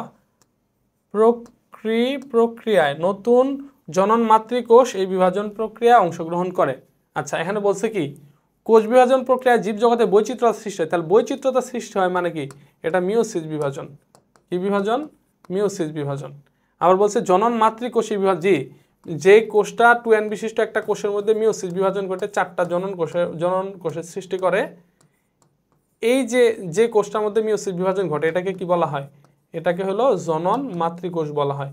বারবার বলতেছে, এটাকে কি বলে? জনন মাতৃকোষ বলে। তাহলে বলছে যে ওকে, আচ্ছা, তার মানে এটা মিওসিস বিভাজন, এটার মধ্যে জনন মাতৃকোষ অংশগ্রহণ করে। ওকে, এখন উদ্দীপক উল্লেখিত বিভাজন প্রক্রিয়ার বৈশিষ্ট্য মানে মিওসিস বিভাজনের বৈশিষ্ট্য। হোমোলোগাস ক্রোমোজোমগুলোর মধ্যে বিনিময় ঘটে, জি, হোমোলোগাস ক্রোমোজোমগুলোর মধ্যে স্থান বিনিময়, এটা মিওসিসের মধ্যে হয়, মাইটোসিসের মধ্যে হয় না। একটি নির্দিষ্ট সংখ্যক বায়োভ্যালেন্ট তৈরি হয়, জি, সঠিক, নির্দিষ্ট সংখ্যক বায়োভ্যালেন্ট তৈরি হয়। যদি ক্রোমোজোম থাকে যদি 46টা, তাহলে বায়োভ্যালেন্ট গঠিত হবে 23টা। এক জোড়ার মধ্যে 2টা আসবে, তো যতগুলো ক্রোমোজোম থাকবে তার অর্ধেক বায়োভ্যালেন্ট সৃষ্টি হবে। তার মানে এটা নির্দিষ্ট সংখ্যক বায়োভ্যালেন্ট সৃষ্টি হয়, এটা সঠিক। প্রত্যেকটি ক্রোমোজোম অনুদৈর্ঘ্য 2টি করে ক্রোমাটিডে বিভক্ত হয়। আল্লাহ, ক্রোমাটিডে কি লেখছস বাবা? 2টি ক্রোমাটিডে বিভক্ত হয়। তার মানে হ্যাঁ, এটাও সঠিক। আমরা জানি প্রত্যেকটা ক্রোমোজোম, এই যে একটা ক্রোমোজোম এমন থাকে, পরে লম্বালম্বি দুই ভাগে চিরে যায়, তখন দুইটা ক্রোমাটিডের সৃষ্টি হয়। এই যে দুইটা ক্রোমাটিডের সৃষ্টি হয়, তার মানে হলো এটাও হলো সঠিক। তাহলে হচ্ছে কি 1 2 3, তিনটাই সঠিক। 1 2 3। ওকে, কোষ বিভাজন প্রক্রিয়ায় জীবজগতে বৈচিত্র্য সৃষ্টি হয়। আচ্ছা, ওই সেম প্রশ্ন, মানে সেম উদ্দীপক, এখন বলছে যে উদ্দীপকের বিভাজন প্রক্রিয়ায়, এটা সেম কোশ্চেনটা রিপিট হয়েছে, সরি এটা রিপিট কোশ্চেন, এটা রিপিট হয়েছে, সেম কোশ্চেন। আমরা নেক্সট কোশ্চেনে যাই। আচ্ছা, এখানে তো উদ্দীপক আলাদা, উদ্দীপকের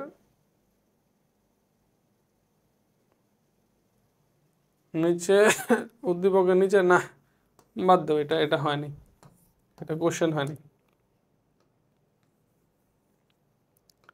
নেক্সট কোশ্চেনে যাচ্ছে।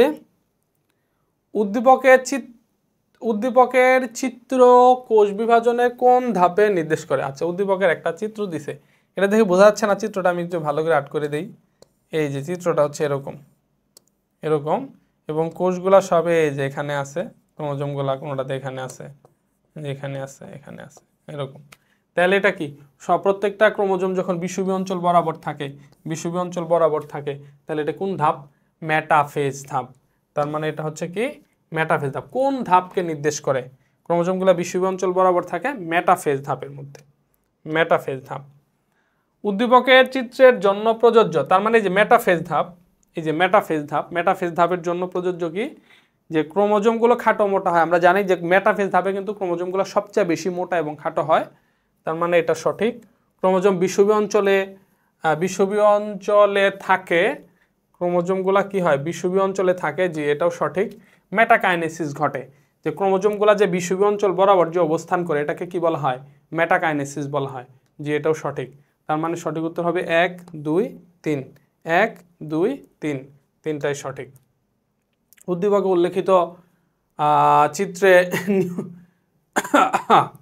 উদ্দীপকে উল্লেখিত চিত্রে নিউক্লিয়াস ও ক্রোমোজোম কতবার বিভাজিত হয়? দেখো, 2n বিশিষ্ট একটা কোষ আছে, এটার মধ্যে প্রথমে মিওসিস 1 হবে, এটা হচ্ছে মিওসিস 1, তারপর এটা হচ্ছে মিওসিস 2, মিওসিস 1 এবং মিওসিস 2।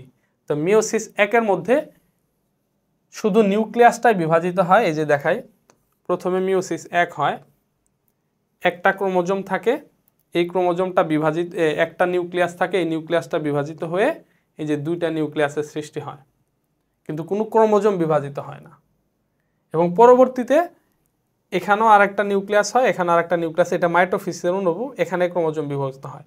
তার মানে হচ্ছে নিউক্লিয়াস দুইবার বিভাজিত হয়, নিউক্লিয়াস দুইবার বিভাজিত হয়, আর হচ্ছে ক্রোমোজোম একবার বিভাজিত হয়। তাইলে নিউক্লিয়াস ও ক্রোমোজোম, এটা কিন্তু আমরা যখন বেসিক ক্লাস করছি, বেসিক লেকচার পড়ছি, সেখানে কিন্তু এই কথাটা আমরা বারবার বলছি যে মিওসিসকে হ্রাসমূলক বিভাজন কেন বলা হয়। এটা আমরা বলছিলাম যে মিওসিসকে হ্রাসমূলক বিভাজন কেন বলা হয়, কারণ মিওসিস বিভাজনের সময় নিউক্লিয়াস দুইবার আর ক্রোমোজোম একবার বিভাজিত হয়। নিউক্লিয়াস দুইবার এবং ক্রোমোজোম একবার, এই যে সঠিক উত্তর হলো খ, নিউক্লিয়াস দুইবার এবং ক্রোমোজোম একবার বিভাজিত হয়, এই জন্য এটাকে হ্রাসমূলক বিভাজন বলা হয়। আচ্ছা, সম্পূরক উদ্ভিদের ক্ষেত্রে উক্ত বিভাজনটি ঘটে। সপুষ্পক, এটা হলো সম্পূরক না,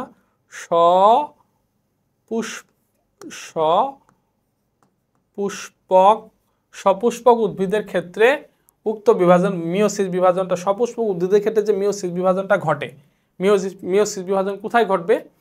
এই যে দেখো জনন মাতৃকোষ, এই যে জনন কোষ আছে, জনন কোষ হবে না, জাইগোটে হবে না, দেহকোষ হবে না, মিওসিস বিভাজন সবসময় কি হবে? জনন মাতৃকোষে হবে। আর হ্যাপ্লয়েড কি বলে নিম্ন শ্রেণীর হ্যাপ্লয়েড উদ্ভিদ যেগুলা, ওদের জাইগোটের মধ্যে হবে। আর যেহেতু সপুষ্পক উদ্ভিদ বলছে, তার মানে এটা উচ্চ শ্রেণীর জীব, উচ্চ শ্রেণীর উদ্ভিদ, এদের জনন মাতৃকোষের মধ্যে মিওসিস বিভাজন ঘটবে। আচ্ছা, এরপরে দেখো উদ্দীপকে এ অংশে সংগঠিত প্রক্রিয়া, এ অংশে এই যে ক্রসিং ওভার ঘটছে, এই যে ক্রোমাটিড, এদের মধ্যে সংগঠিত জিনগত পরিবর্তন। এখানে হচ্ছে যে কি বলে, এখানে চিত্রটা সম্ভবত ক্লিয়ার না, আমি চিত্রটা একটু এনশিওর করি যে এখানে কোন চিত্রটা ব্যবহার করা হয়েছে।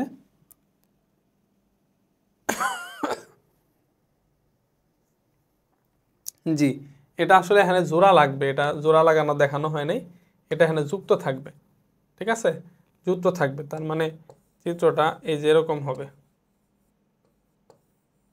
এই যে এরকম হবে, এরকম হবে। তাহলে বলছে যে এ অংশে সংঘটিত প্রক্রিয়া, এই যে দাগটা এখানে হবে, এ অংশের মধ্যে সংঘটিত প্রক্রিয়া হলে জিনগত পরিবর্তন, জি এটা সঠিক, নতুন প্রকরণ সৃষ্টি এটাও সঠিক, সিস্টার ক্রোমাটিডের মধ্যে অংশের বিনিময়, না সিস্টার ক্রোমাটিডের মধ্যে অংশের বিনিময় হয় না।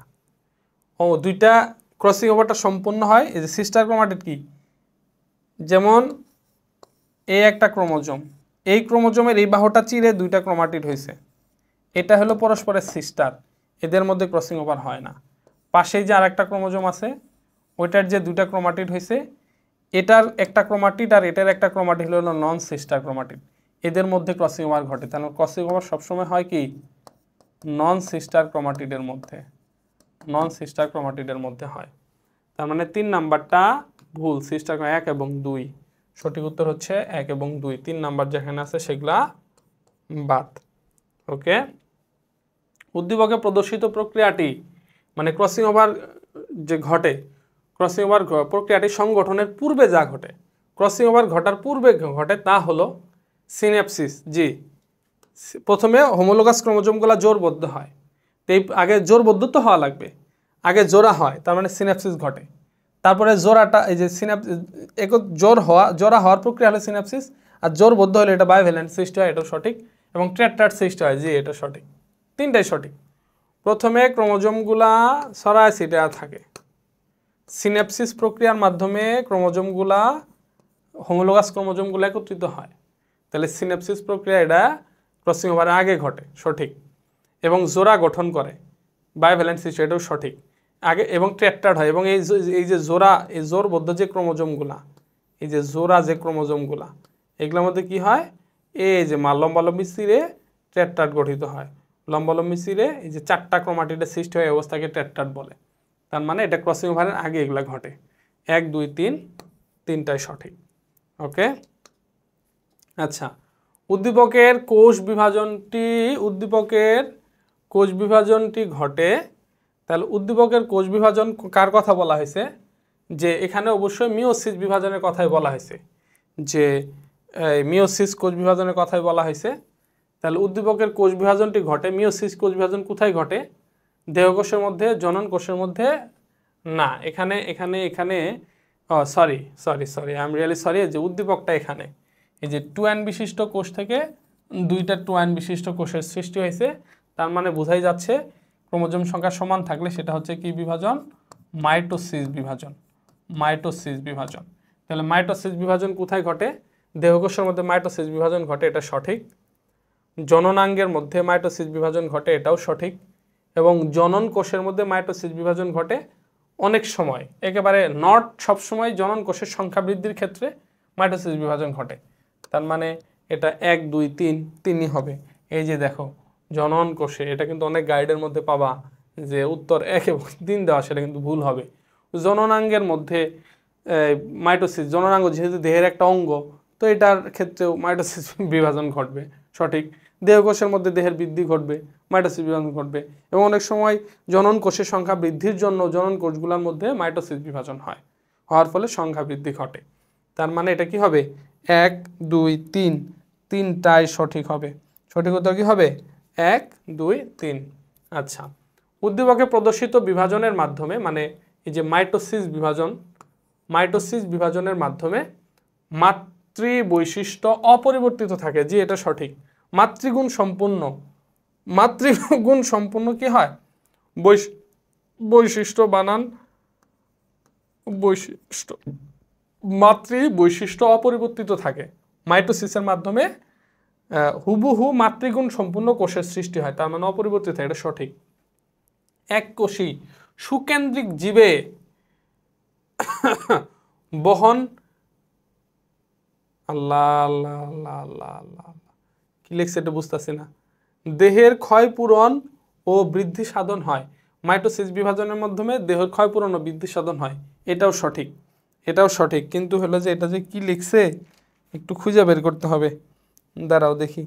মাতৃ বৈশিষ্ট্য অপরিবর্তিত থাকে, এককোষী সুকেন্দ্রিক জীবে বংশবৃদ্ধি ঘটে। আচ্ছা, এককোষী সুকেন্দ্রিক জীবে এটা হলো বংশ, এটা হলো বৃদ্ধি ঘটে। এককোষী সুকেন্দ্রিক জীবের বংশবৃদ্ধি, হ্যাঁ এটা মনে রাখো।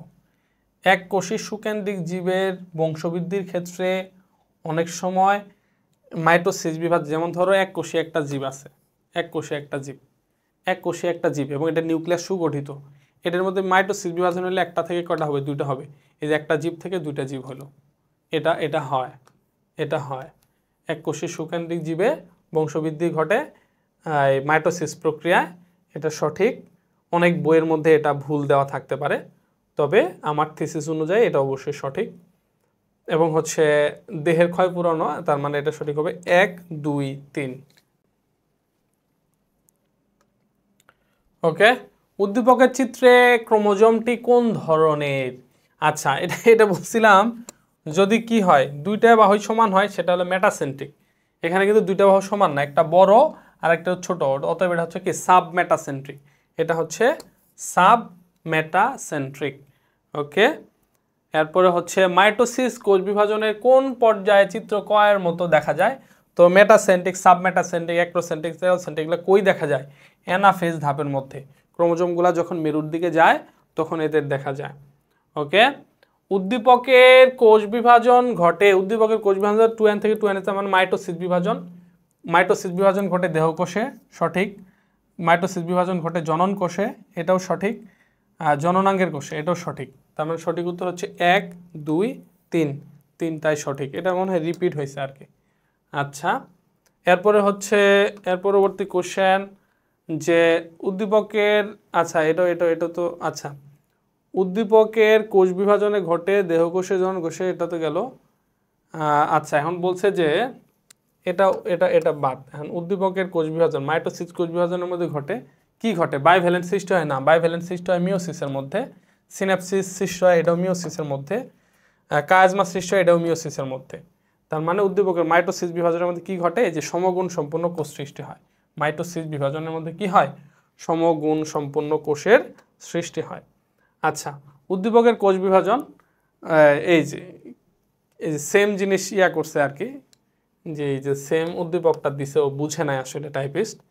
এই যে এটার ব্যাখ্যাই তো দিলাম যে সমগুণ সম্পন্ন কোষের সৃষ্টি হয়, যেহেতু এটা হলো মাইটোসিসের মধ্যে সমগুণ সম্পন্ন কি হয়? কোষের সৃষ্টি হয়।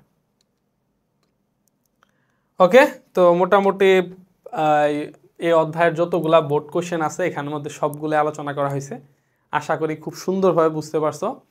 আর তোমাদের জন্য সর্বশেষ আমি মেসেজটা আবার বলি, সেটা হচ্ছে আমার যে বায়োলজি কোর্স, তোমরা আমার এই যে এখন যে ক্লাসটা করলা কেমন লাগছে?